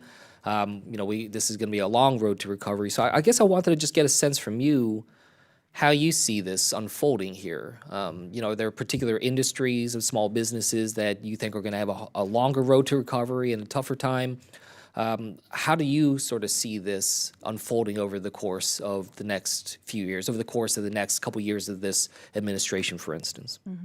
small businesses polled, as well as those that I meet with, project that there will be, months of uncertainty still remaining for them as we fight the pandemic. And the number one thing is to fight the pandemic and make sure that we can get more people vaccinated so that people start to consume services as much as they've been consuming our products and goods. And so that first and foremost has to be the priority. Saving our small businesses means vaccinating and implementing strong protocols to help recover from the pandemic, which is underlying, as economists agree, the supply chain challenges and the workforce challenges that including our small businesses are facing. So as we move forward, we really believe that we need to have the tools in place around access to capital to make sure that we're supporting small businesses, especially those startups, those over 9 million business applications I referenced earlier. We want to make sure that they can be equipped with the technical assistance, the capital, and the access to markets that they need to grow strong businesses for our communities and for our economy. Yeah, look, I'm glad to hear that, and the reason why I mentioned this question is, I was reading through your testimony, and you used a phrase to describe SBA. You said it was first responders, and I understand what you're getting at with that. Saying that SBA is the first responder in terms of this crisis, and certainly the struggles that have been there. But I think I'd like to push back with you on a little bit on that. What I've heard from the small businesses in my district is that it's about a relationship. It's about a deeper engagement. A lot of the small businesses in my community up until the last 18 months had very little, if any, connection with SBA, had very little understanding of what tools you had and things like that. You now have an opportunity here not just to connect with them for the restaurant revitalization fund or the Paycheck Protection Program, but I urge you to build off of that. Now that you have connected with so many small businesses in their time of need, build off of that in terms of letting them know what next. And as a first responder, yes, you provide that kind of initial support, but I don't want you to think that they're just going to then move on off and that's not your responsibility. And I just want to make sure that we're engaged on that over the course of the long term. Thank you. I'll yield back. Yes, be happy to do that. The gentleman yield back, and now we recognize the gentleman from New York, Mr. Garbarino, for 5 minutes. Thank you, Madam Chair. Thank you, Administrator, for being here today. I've been watching the hearing in my office, and I walked over, and my colleague before had asked you if you had spoken to the President and let them know, whether you agree with some of the policies that are coming back in BBB, and your answer was your job is to administer programs and to meet with small businesses and hear their concerns. So what do you do with those concerns after you hear them? I mean, where do they go? I mean, you're hearing their concerns. Do you just not share them with the President, or? No, that was perhaps taken out of context or not fully communicated properly. But yes, of course, I share what I'm hearing in the field from our small businesses, from our district offices, from our resource partners, to relay that they are having supply chain concerns, that they are having workforce challenges. This is a whole-of-government approach to fighting this pandemic and making sure that we implement solutions to help our small businesses as well as our economy broadly recover from COVID. And of course, I share as much as I can in terms of that outreach that I've been doing and the results that I receive. So with Build Back Better coming, and as you said, small businesses are coming out of COVID, one of the increases in taxes which small businesses are going to see, even though they're saying there's going to be no increase on small businesses, the permanent extension of the loss limitation deduction. I mean, that's something that right now it's in law, but there's this would extend that, and supposed to raise $167 billion by extending this permanently. How is that not seen as a tax increase, especially for businesses that are coming out of this COVID debacle, which everything was shut down and they couldn't make any money, and they've probably taken tons of losses? How is making this loss limitation deduction permanent not an increase on taxes on small businesses, something that they were probably planning on getting back? Businesses will definitely continue to be able to take their business losses against their business. This was dealing with investment specifically, and the most important thing is that this is broadly about leveling the playing field for our small businesses, and they do agree that large corporations, those 55 large corporations, profitable corporations that paid zero, was just not enough. They'd like to see parity, And I agree that, that should be the case, that everyone pays their fair share, and that we're able to ensure that, the resources are available to support our infrastructure, and as well as, build back better with our, strengthening our care economy and, fighting climate change. So I believe wholeheartedly that small businesses will benefit greatly from Build Back Better, and that they will not be, will not see the effect. They'll see a level playing field instead. So you don't think raising taxes on certain corporations, which other small businesses do business, whether it's energy or transportation, that when these businesses have to pay more in taxes, these major corporations, as you call them, have to pay more in taxes, you don't think they're going to have to pass that down to the small businesses and increase their costs for those small businesses that do work with them or that do business with them? I mean, in addition to taxes and not having a loss deduction, which we're making permitted here, and some other things, they're already dealing with inflation. They're already dealing with high costs of products going up, supply chain issues.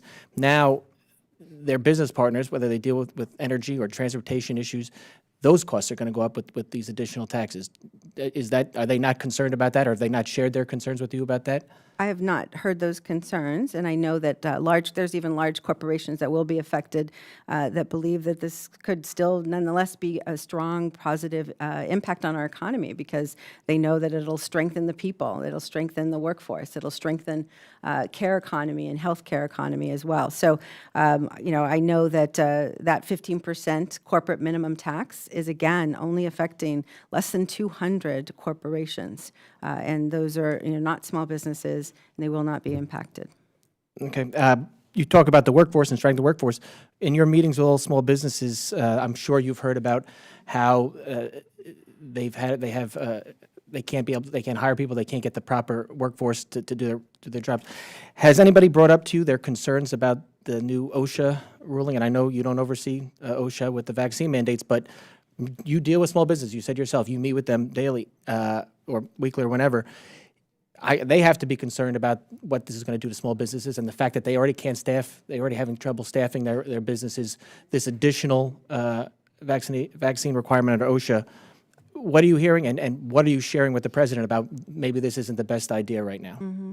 Well, I mean, first to consider is that 98% of the businesses would not be affected because of that 100-employee rule. So your mom and pops, your Main Street businesses, those businesses, also, for the most part, small businesses support vaccine mandates. They support face masks, and they want to keep their employees safe. They want to also attract customers who want safe environments. And so, I think that from the majority of what we've heard is that small businesses support this. They know that we need to fight the pandemic, and that this is the way to do that. I think we're talking to different small businesses, but I'll yield back because I'm out of time. Thank you. The gentleman yields back. Now we recognize the gentleman from Pennsylvania, Mr. Evans, for 5 minutes. Thank you, Madam Chair. Thank you for this opportunity to talk to the administrator. Question I'd like to ask is, earlier this month, the committee held a hearing on entrepreneurship, and we learned that the applications to start new businesses increased significantly in 2020, more than any other year over the past 15 years. As someone who is on the ground talking with new businesses every day, what happened during the pandemic that led to so many people starting a new business?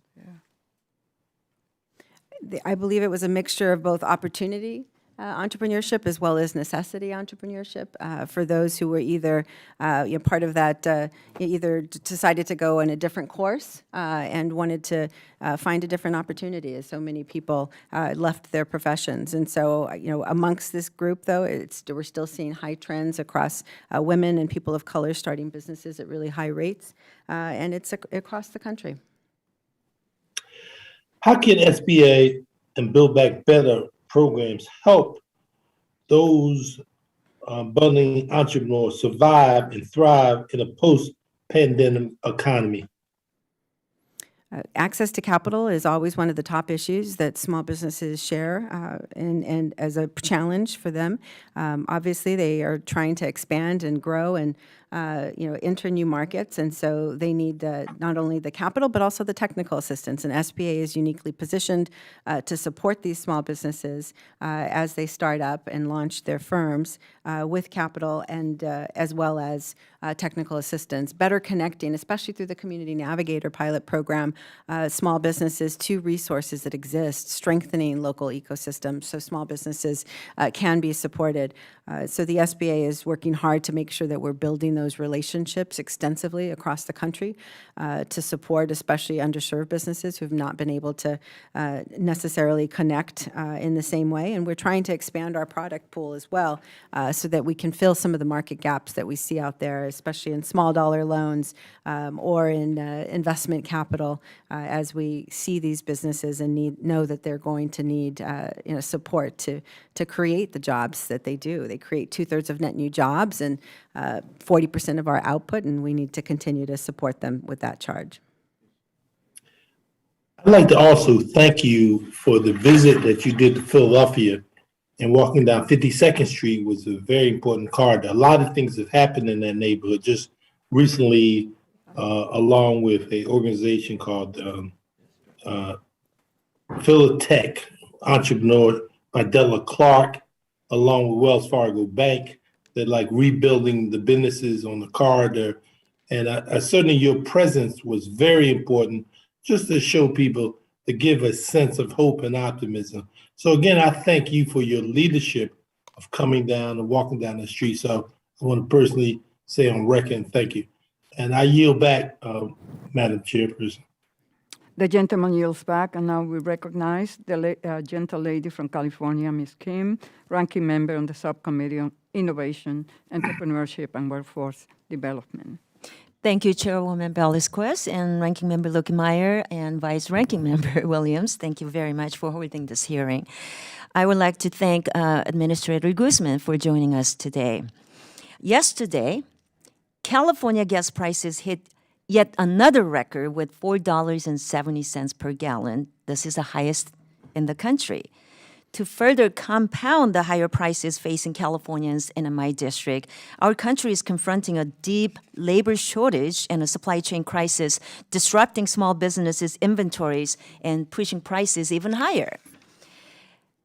Administrator Guzman, with your main function as the most important small business advocate in the Biden administration, how often are you in direct communication with President Biden to counsel him and with the White House staff regarding some of the challenges small businesses are facing with labor shortages and an inflation rate not seen in 31 years? And does your office perform economic analysis of how different policies impact small businesses?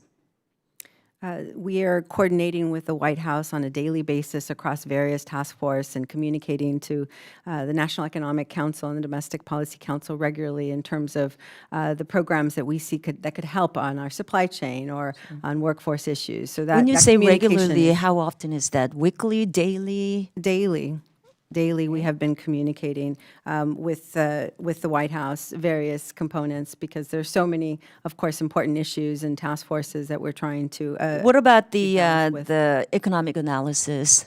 The Office of Advocacy within the SBA conducts economic analysis and research on a regular basis, and we rely on them for those insights. And so they regularly publish with notices the intended economic research so that different institutions can fulfill that, and they publish those results. Well, thank you. President Biden's supply chain announcement mentioned his commitments from large companies like UPS, FedEx, Walmart, and Target to use expanded hours to move those goods. As you know, small businesses lack the pricing flexibility and purchasing power to compete with the big businesses.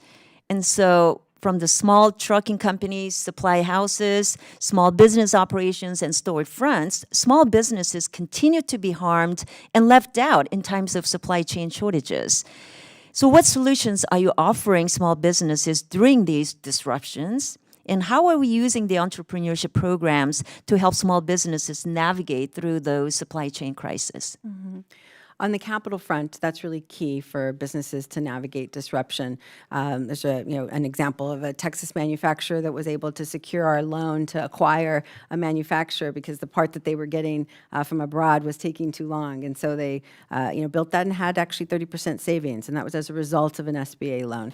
Another aerospace exporter in the Northeast was able to use one of our loans recently to be able to drive down that price because they were able to, with our export financing, prepay for goods. And so that enabled them to get the goods faster. So capital is really important, as well as entrepreneurial development. And SCORE chapters, SBDCs, WBCs have been increasing their support around vendor relationships and financial management and supply chain. Thank you. I want to turn my attention to another matter. Last month, this committee passed reconciliation instructions that includes $2 billion fund over the next 10 years to allow SBA to offer direct lending options. Can you talk to the committee about the intent of the program?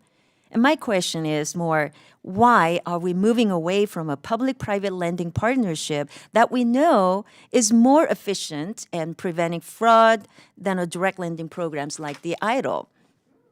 SBA would not move away from its current programs. The 7A and 504 portfolios are strong programs that will continue to work with our direct lenders. Where we see gaps is on small dollar loans. Note that less than 50%, I think it's 43% of businesses have been able to access a bank loan when seeking capital. You see those people going more and more to online fintech lenders for financing. There are gaps in this marketplace of small dollar loans, and the direct lending program focuses on addressing those gaps.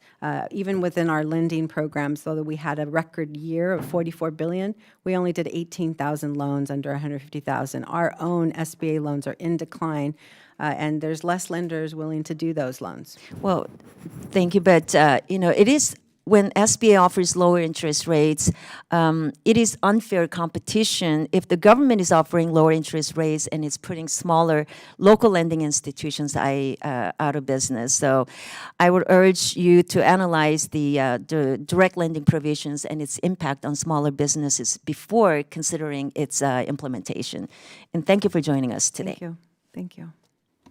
The gentlelady yields back, and now we recognize the gentlelady from Texas, Ms. Van Dyne, Ranking Member, Subcommittee on Oversight, Investigation, and Regulations. Thank you very much for your time. It seems like you've been all around the country with my Democrat colleagues. You've visited their areas, you've talked to their small businesses, you have taken their questions and you have answered them. I appreciate that for those folks. But I'm going to take you up on your offer. I've offered this before numerous times. Come to my district. Come talk to the businesses that I'm talking to. Listen to what their concerns are. Because from your testimony here today and your testimony in the past, I have no idea who it is that you're talking to, because it's not what I'm hearing. On Friday, I had over 30 small businesses come at a roundtable and tell me about what they are experiencing right now. Their number one complaint was the blockades that the federal government continues to put in their way as they are trying to open back up. You said that you saw that most small businesses are supportive of the vaccine mandate. Are you aware that 90% of small business employers are concerned that they're going to have to actually lose workers? Workers are going to quit over the vaccine mandate. Are you aware of that? Well, 98% of those businesses would not even be affected by the mandate. So 90% of small businesses are concerned that they are going to lose employees because of this vaccine mandate. 49% of small business employers have job openings that they can't fill. We've lost 5 million people out of the workforce in the last several months. 5 million. We're at, 61% now? Have you done any kind of impact about what this vaccine mandate is going to mean to small businesses? And I appreciate the invitation to come to your district. And yes, my understanding is that 98% of all the 32 No, I'm asking, has the SBA done any kind of a fiscal impact report on what the vaccine mandate will mean to small businesses? Our Office of Advocacy has not yet done that analysis. So we're already starting about putting this in, and we haven't even given any advice. We have no idea what the financial impacts are going to be. Supply chain. 90% of small businesses are impacted by supply chain shortages right now. What we're looking at is an administration who is supporting killing our energy industry, increasing those costs. Vaccine mandate that's actually going to get truckers and folks who are delivering packages and logistics even later. I mean, those are businesses that have been dying for workers, can't find them now, and we're going to fire them. Have you done any fiscal impact statements on what the supply chain effects are going to be on small businesses? SBA specifically, no, but of course the Biden-Harris administration has economists. I haven't seen them. Have you seen them? Because we wrote to your office and we asked, and we haven't gotten a response back.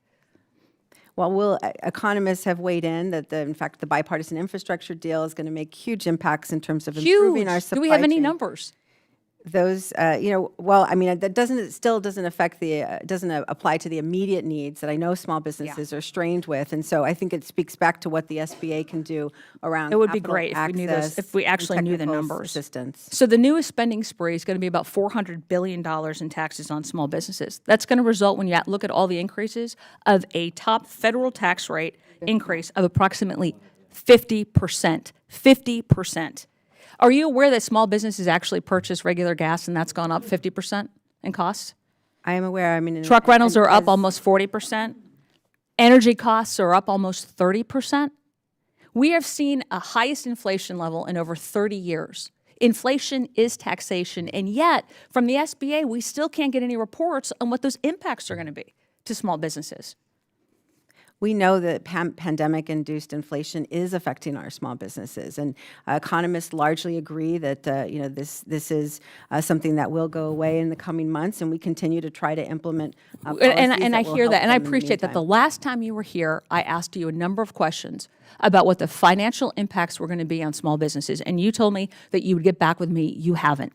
What you told me over and over again, we've heard from other people from this administration, is that none of these effects are supposed to be on anybody over than $400,000 a year or on large businesses.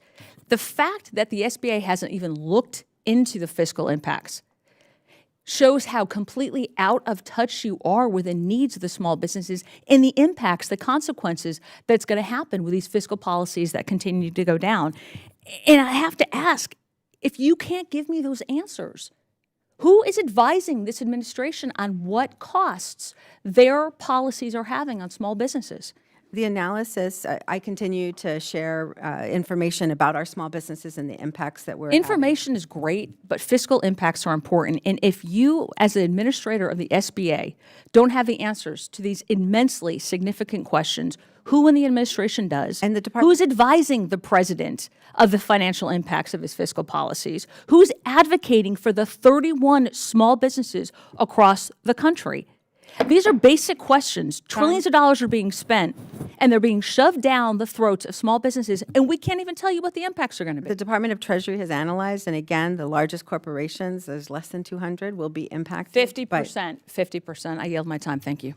The time has expired, and now we recognize the gentle lady from Minnesota, Ms. Craig, for 5 minutes. Thank you so much, Madam Chairwoman. It's a real honor to be back here in the committee room, and thank you, Administrator Guzman, for your testimony today and for your dedicated service to America's small business owners. You and I had a chance to visit together with Representative Phillips in Minnesota this summer, and we were able to get together several small business owners from across our districts to hear about the struggles that they've continued to face. I would just pause to make sure that my colleagues across the aisle understand that 98% of small businesses are fewer than 100 employees. 98%. So I appreciate your tolerance of some of the past testimony here today. Look, we've worked tirelessly to keep small businesses open, and frankly on a bipartisan basis over the last couple of years. I'm very grateful to see that we've had such strong take-up of the Shuttered Venues Operator Grant Program. I know we talked a lot about that when you were in Minnesota. That program, quite frankly, had a bit of a rough start, and I was glad to see the administration work so tirelessly to get that on a better path. That program has been an absolute lifeline for many, many of our small businesses, but there is a clear need to do more, and I want to make sure that this committee understands that COVID is not over. The way we get to COVID being over is COVID is still here. Minnesota has some of the highest positivity rates in the country right now. In fact, yesterday, I think we were the highest.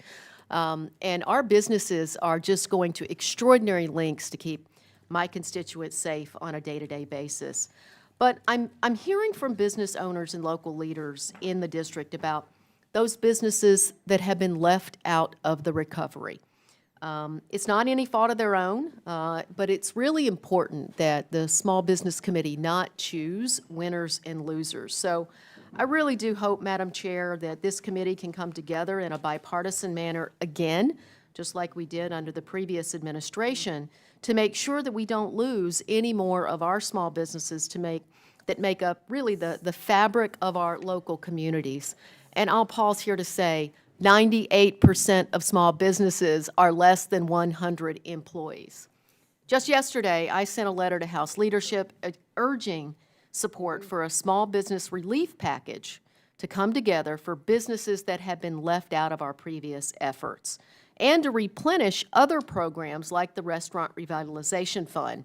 There were some of us on this dais today who said that the amount of money in the American Rescue Plan was never going to be sufficient for the demand and the cost. So, Administrator, have you been touring the country? I'm sure you've heard from businesses that are saying the same thing as you heard in Minnesota's 2nd District. Do you see need for further action from Congress to ensure businesses are not left out of these programs, especially as the holiday season comes into full swing? We would welcome the opportunity to continue to work with you and your district to make sure that the COVID EIDL program in particular and those grants that are available for small businesses get into the hands of those who have not been able to benefit from recovery. And we're doing great, making great efforts to try to increase our outreach on those programs in particular. We know that there was unmet demand and within the Restaurant Revitalization Fund, it looks like shuttered venues will have enough funding for not only the initial grants, but also the supplemental. But we know that these high-impact industries are still being impacted, and we would happily administer any program that Congress would see fit to pass. Let me just make sure I make the point that the support we gave to the economy, to small businesses on a bipartisan basis, as well as Americans under the CARES Act, the previous administration, as well as the American Rescue Plan, that's one of the reasons why we're seeing such a strong recovery of demand. People are out trying to spend their money. And of course, we've seen a once-in-a-lifetime global pandemic, which has disrupted our supply chains. Can you say a little bit more about what the administration is doing to help with those supply chain disruptions, the increased gas prices, more expensive shipping and overhead costs like rent and utility increases? We have to be honest with ourselves in that we have a challenge here. We've got a lot of demand, and we don't have the supply to meet it right now. We've definitely had global pandemic shifts in our supply chain that have affected our small businesses and their ability to get inventory, and as well, of course, influencing inflation and the demand, the prices rather. So for our small businesses, obviously, they fit within the overall administration's priorities of trying to improve the supply chain. The investments in the bipartisan infrastructure deal that will be made over the year will go a long way to improving, of course, some of those bottlenecks, our ports and our roads and our bridges. And so we're looking forward to those key investments on an immediate basis. Of course, the administration took immediate action to try to solve some of those bottlenecks as well. Sadly, my time has expired, so I'll yield back.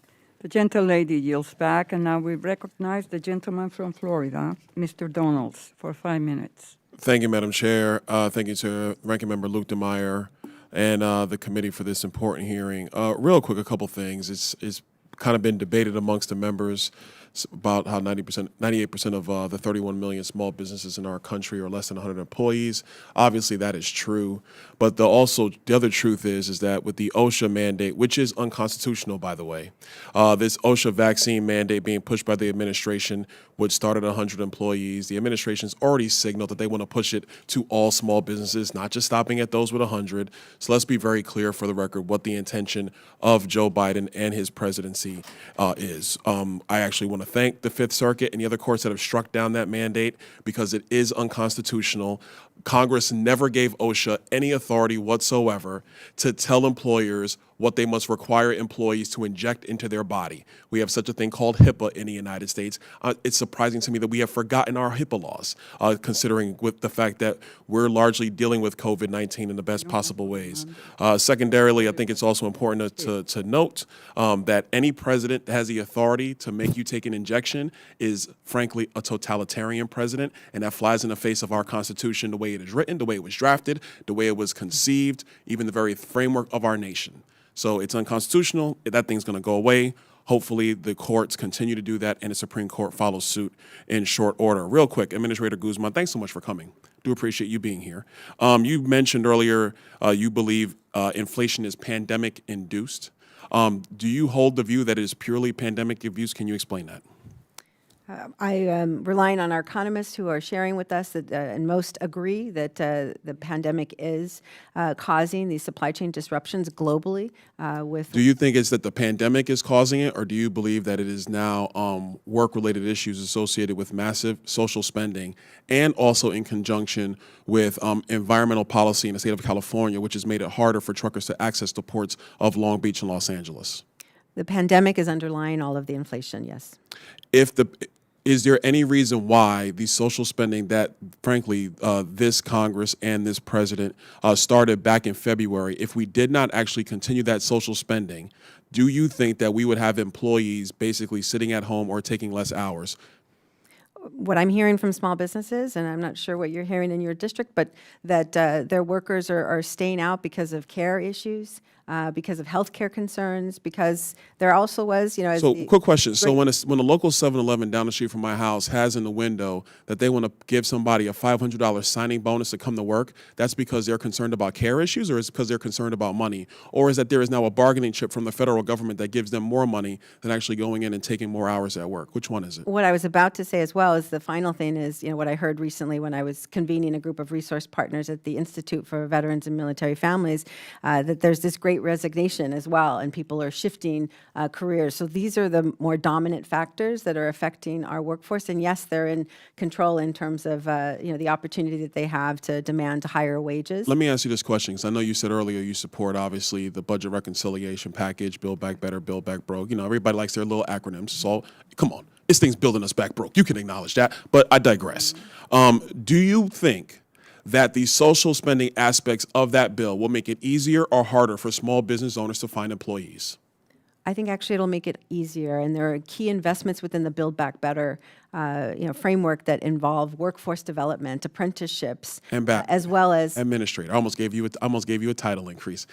Administrator, can we honestly have a conversation and sit here that if you do something like child tax credit, which will give people $300 per child, that's going to make it easier for them to go back to work?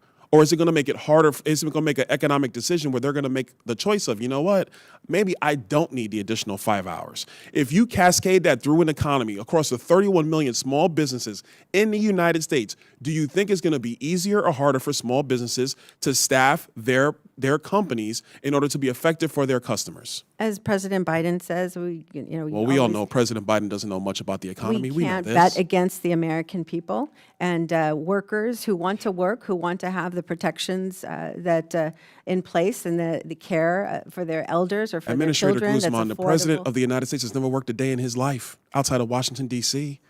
You've done more than he has. Come on now. You were a small business owner. If the federal government was providing outside spending that competed directly with your ability to pay people to come to work, do you think it will make it harder for you as a small business owner, which you were, not an administrator now in the administration? Would it make it easier or harder for you to keep people under your employ? Again, these investments in Build Back Better will strengthen our And I would, workforce. and if you our- excuse me, Apologies. the quorum is important in this committee. And Madam the Chair, I was just respecting referring to the of the president. United States is part of that. Madam Chair, the President of the United States has never worked in our economy. Those are facts. That's not about decorum. That's the truth of the matter. He has You never should worked a respect day the in our economy. institution. He's always worked in Washington, D.C. To point out that fact and then to illustrate the fact that we're talking about major economic policies that do impact the 31 million small business owners in our country is not about decorum. I didn't trash the man. Your I'm saying, time I'm speaking facts. has expired. I yield. And now we recognize the gentle lady from Florida, Ms. Salazar. Thank you to Chairman Velasquez and Ranking Member Luchtmeyer for holding this necessary hearing. And I also want to thank you, Administrator Isabella Guzman, for being present and willing to answer our questions. Because unfortunately, Madam, your people, the SBA office in my district, just don't answer the phones. And I have consulted with other congressional offices, and the same thing. A small business owner is desperate, looking for a loan, and he just can't get through. Let me just give you an example. His name is Marquise McLemore. He lives in South Miami, and we finally reached a human being, not a machine. The SBA lady who answered the phone was unaccountable and unable to answer basic questions. And I know the situation very well, Madam Guzman, because in my district office, I created a division called the Prosperity Center to help my people achieve the American dream, and for us immigrants is to have their own business. And you know the SBA is instrumental for that Prosperity Center. There are other scenarios when an individual who has been able to start the process, thank God, but gets stuck in the middle of it. Because every time they call, there's a new person to talk to. They have to re-explain their problems. They have to re-upload the documents. You know, madam, SBS is not a MasterCard or a Visa to be bouncing people around. People have choice to get another credit card. But in this case, there is no other SBA for small business. And your agency can make it or break it for millions and millions of small business in America. Let me tell you so bad that my congressional office and my Prosperity Center has a hard time getting information from your agency. So just imagine if a congressional office can't get through, what about Rosa Lopez from Little Havana or John Rogers from Cutler Bay?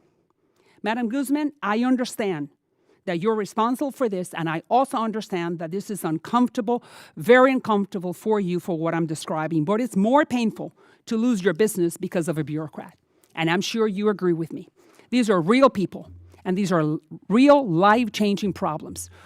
Let me just give you one more piece of information, and then maybe you can answer me. There are 2 million small business owners in South Florida. 2 million. There is one office that serves 2 million people.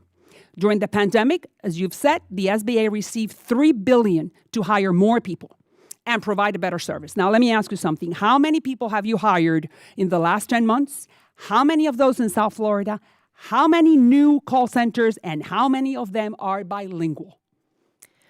Thank you for that. We do value customer service experience, and that's been a priority of mine since I came in, which was what instigated our overhaul. And I think you're referencing mostly to the COVID EIDL program, where it has been very challenging to get answers. So we've So you know that we have a problem with customer service. We completely agree with you, and we are trying to fix it. And what we've done so far is we've 3 times the amount of customer service resources that we have available. We've switched vendors as well.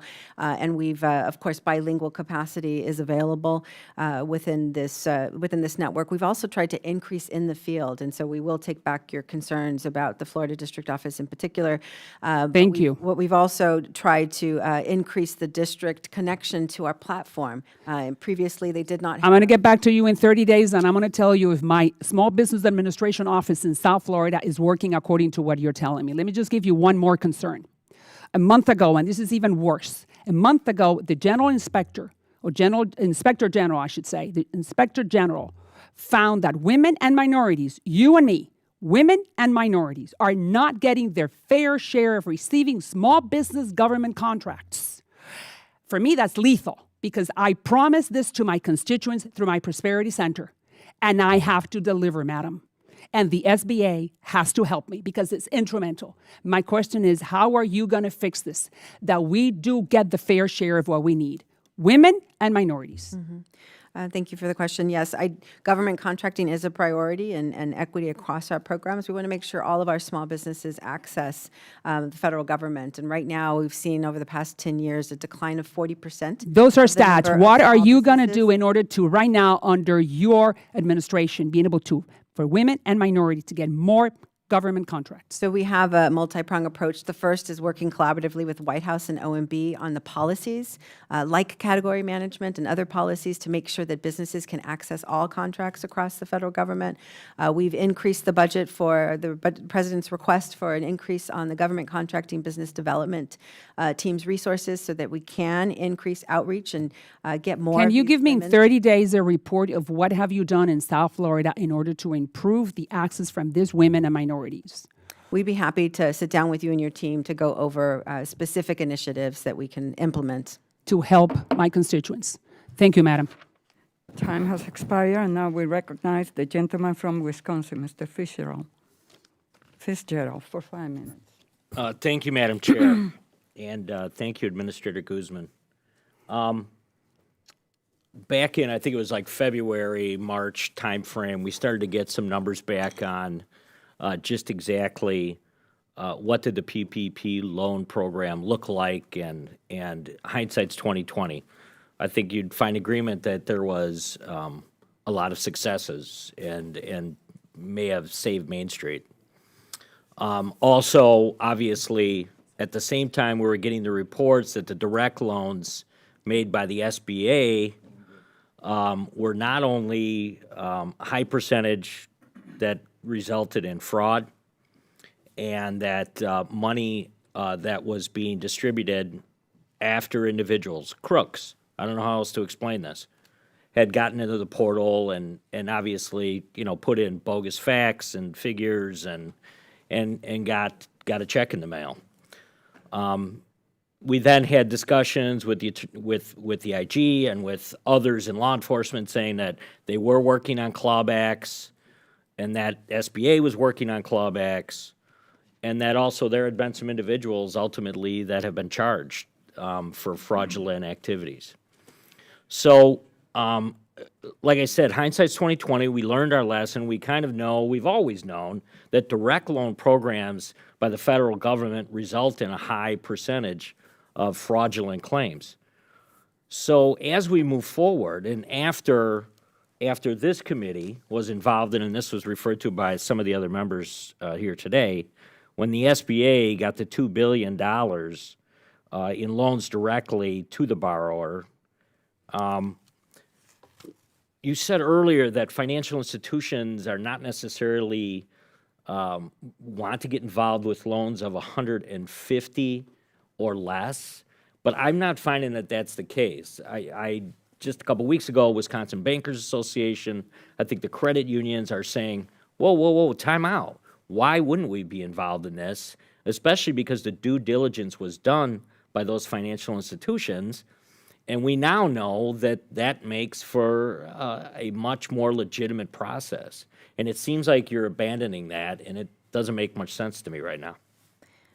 Thank you so much for that. Well, one of the first things just to mention on COVID EIDL and the fraud that the IG had outlined, that was all reviewing 2020 loans. And so controls have been restored thanks to the Economic Aid Act. SBA was given again the right to collect tax documents, which we have. And so we have $67 billion in disaster portfolio over the years of SBA that does not have high incidence of fraud. So our direct lending program within across EIDL programs broadly do not suffer from that same effect, and that's to deal with that's specifically to deal with COVID EIDL and the restrictions that were placed on the agency at the time in the administration's choices. So do you believe that in fact there were vulnerabilities that now have been addressed, and if we get together a year from now, that you'll be able to say that stuff was fixed and that is not going to be the case again? Yes, and we've been working with the IG closely to make sure that we are implementing all the recommendations. So not just the tax document collection, but other identity verifications across the COVID EIDL program, and we're making great progress. Within the direct loan proposal specifically, banks, some banks are still doing those loans. I said 18,000 within the SBA's portfolio last year. We just continue to see large gaps. Of course, we have 32.5 million small businesses, and especially as we've seen the footprint of so many banks shrink across the country where there are actual banking deserts, half of them in rural communities. We need to make sure that there are alternatives and that all our small businesses can connect to capital. And so we believe that SBA has a role to play to work with the lending partners, similar to how we did with PPP, and with a fee-based program, distribute these loans through our lenders as well as directly. Let me shift gears real quick for a final question. Been a lot of discussion about the vaccines and the 100 person mandate. What's the magic behind 100 employees? I haven't been able to figure this out. I've been lectured. Everyone in America has been lectured about follow the science, follow the science. What's the 100 person threshold? And would we have, if we have an employer that's got 105 employees and another one that's got 95 and they're side by side, some of them would be subject to fines and others would not. I mean, what's the logic behind that? Of course, with the proposed rule, there will be comments, so we'll find out more about, how people feel about that analysis. But my understanding was that it was done based on, where they thought a company of that size would have the capacity to be able to administer a program like that and be able to comply. So it That's has my nothing to understanding. do with health or COVID itself? As well or as that, science yes, or, no, correct. You're correct, sir, that there's, of course, larger. I don't get it. I don't understand why in 100 is the magic number. In larger facilities, there have been, of course, there's more concerns of COVID outbreaks, and so being able to control for vaccines in that manner would be helpful. Okay, Time I has yield back. expired. And now I will be asking questions. I will recognize myself for 5 minutes. Ms. Guzman, look, the Department of Defense administered 17 different vaccines, and children are required to get vaccines prior to enroll in the school. And so I just can't see what is the issue with the vaccine mandate when we know that because of it, we have been able to control the spread of COVID-19. And then when people use the argument that is impacting small businesses more than any other sector, 98% of small businesses are exempted from the 100 employee rule. But there are other issues that were raised, and I just want to give you an opportunity to answer. Administrator, since you've been in office as the head of the SBA, have you refused to provide access to data or information requested by the IG? We have a very transparent and collaborative relationship with the IG, and our teams meet regularly, and we have disclosed all information that they've requested.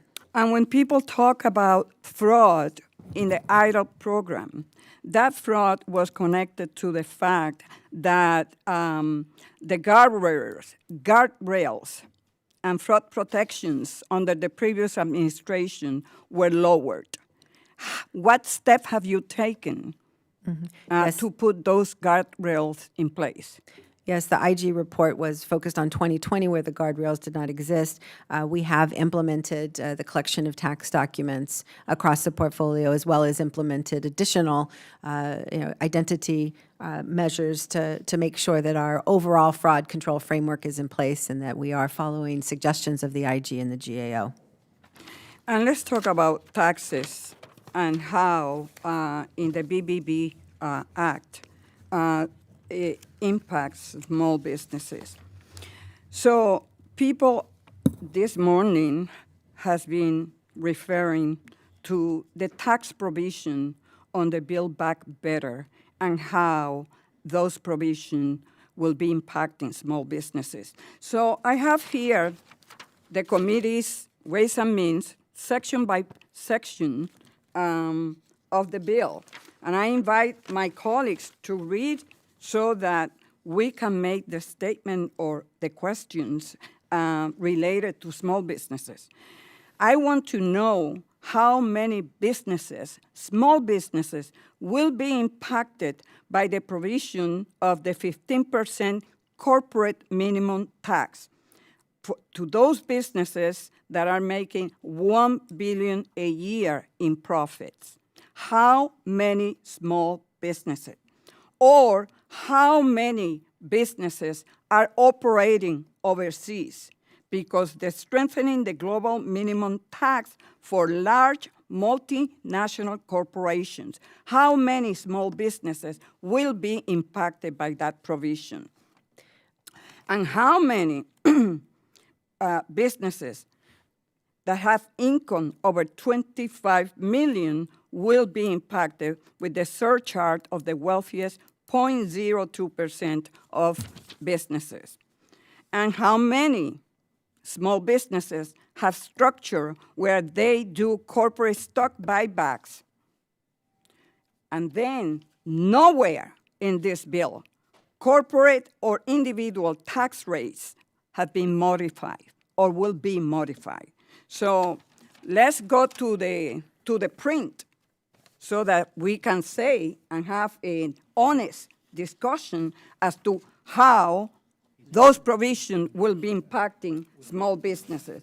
Then the Medicare surcharge closes the loophole that allows some wealthy taxpayers to avoid paying the 3.8 Medicare tax on their earnings. Those are not passed through. Let's go to the source, because it seems to me that people are discussing a bill that doesn't exist. And let's go now to some of the programs on the SBA and the Build Back Better. Administrator, you discussed how the data shows small dollar loans have declined significantly as a share of the 7A portfolio, with loans less than $150,000 down by almost 53% over the past years.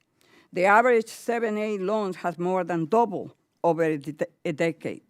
Do you agree a direct loan product will help fill this gap in the 7A program? And are you confident that the agency will be able to stand up and deliver this product in a timely manner? Yes, we definitely have seen that gap in the marketplace, and we believe the SBA is equipped, especially having learned from the great lessons of PPP and EIDL and implemented some incredible private sector best practices and expanded our network. We do have the tools to implement this effectively. And what steps will you take to curb potential fraud in a direct loan program? As we have on our previous disaster loan programs, a $67 billion portfolio where fraud was not an issue, we will continue to follow those great standards, as well as implementing new technologies as fraud evolves, to make sure that we're fighting fraud on a regular basis and getting the funds into the hands of those businesses it was intended for. So the USDA Business and Industry Loan Program, and this is an important topic for me. So the USDA Business and Industry Loan Program does not require co-ops to provide a personal guarantee, but the SBA still does, which prevents them from getting 7A loans. Instead of requiring a personal guarantee, USDA requires co-op members to sign a profit non-distribution covenant. If this works for USDA, it should work for SBA. Why won't SBA provide this option for co-ops? I know that, thanks to your Main Street Act, we've been exploring the options to expand the use of the 7A products across our ESOPs and our worker cooperatives broadly. I'm happy to explore this a little bit further. We have made some changes within the program to open it up to ESOPs and co-ops, and we've committed to making sure that we can continue to see how those loans perform and make additional changes. And will you commit to working with this committee to ensure co-ops can access 7A loans? Yes, I think it's a priority for us to make sure that there are options for especially exiting businesses to have a succession plan that can work. And data shows that Black and Hispanic borrowers only received 3% and 6% of 7A dollars lent in 2021, respectively. And CDFIs and MDIs are better able to reach small businesses owned by people of color. and their record in the PPP is the latest example. How do you plan to bring more CDFIs and MDIs into the 7A program? The Community Advantage pilot program that would be made permanent within the Build Back Better will help create certainty within a program that attracts our CFIs and enables them to leverage our 7A portfolio. We would use that as well as other tools to make sure that we're engaging with them and continuing the relationships fortified during PPP. Thank you. So every member have their 5 minutes, and I just want to really thank you and looking forward to working with you and the committee in terms of how can we strengthen the work, the programs that we have under SBA and the new programs that will be implemented. I really want to thank you and your staff for your service on behalf of American small businesses. I also appreciate your willingness to appear before and work with this committee. Transparency, accountability, responsiveness are critical to a positive working relationship between the agency and this committee.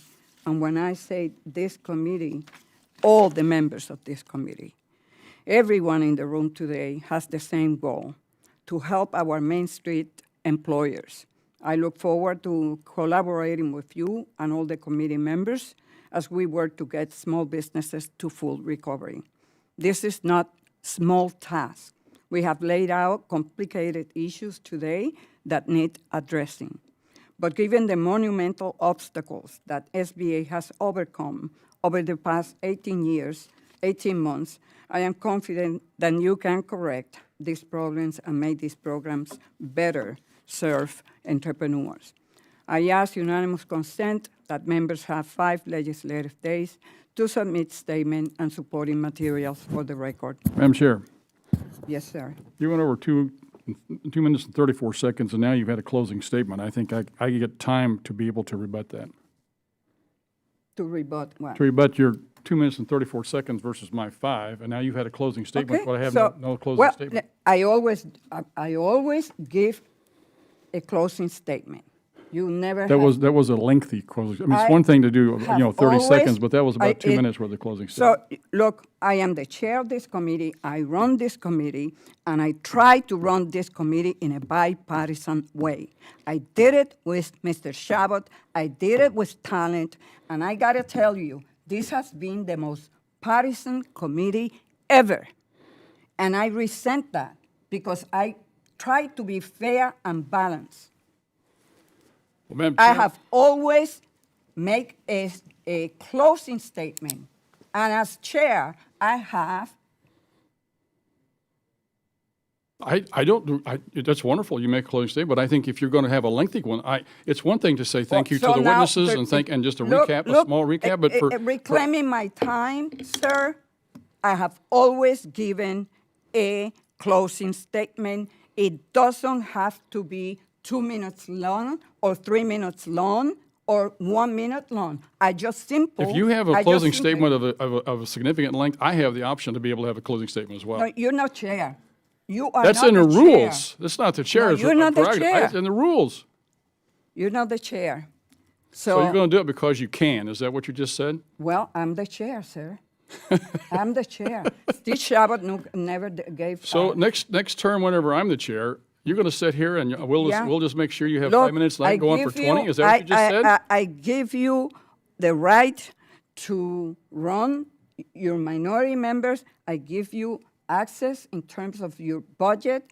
I am the chair. I give a closing statement, and that has always been the tradition of the committee. Madam Chair, with all due respect, there are rules in place to allow. You want to give an opening? You want to give a closing statement? Make a closing statement, sir. You recognize. Very good. You recognize. Thank you. Well, we could have been out here 5 minutes ago if we would have just recognized that right off the bat, but here we are. Again, going through some of the last comments by the chairman, the vaccine mandate, I think Ms. Guzman, you said 98% of small businesses are exempt. The problem is only about 40%, about 35 to 40% of the people are going to be exempt from that. There's about 60 to 65%, according to what our information is, that are going to be affected by the vaccine mandate. So let's be honest about your statistics here. You know, the chairman talked about guardrails on things, and I think that's great. We need to have guardrails on what's going on, especially in the EIDL program and some of the direct lending programs. The problem is the staff don't follow the guardrails. The problem, if the IG report says that this is happening, so therefore we need to make sure that the staff does this job, which is to adhere to the new challenges, new guardrails, new protocols that are in place. That's your job, Madam Chair, Administrator.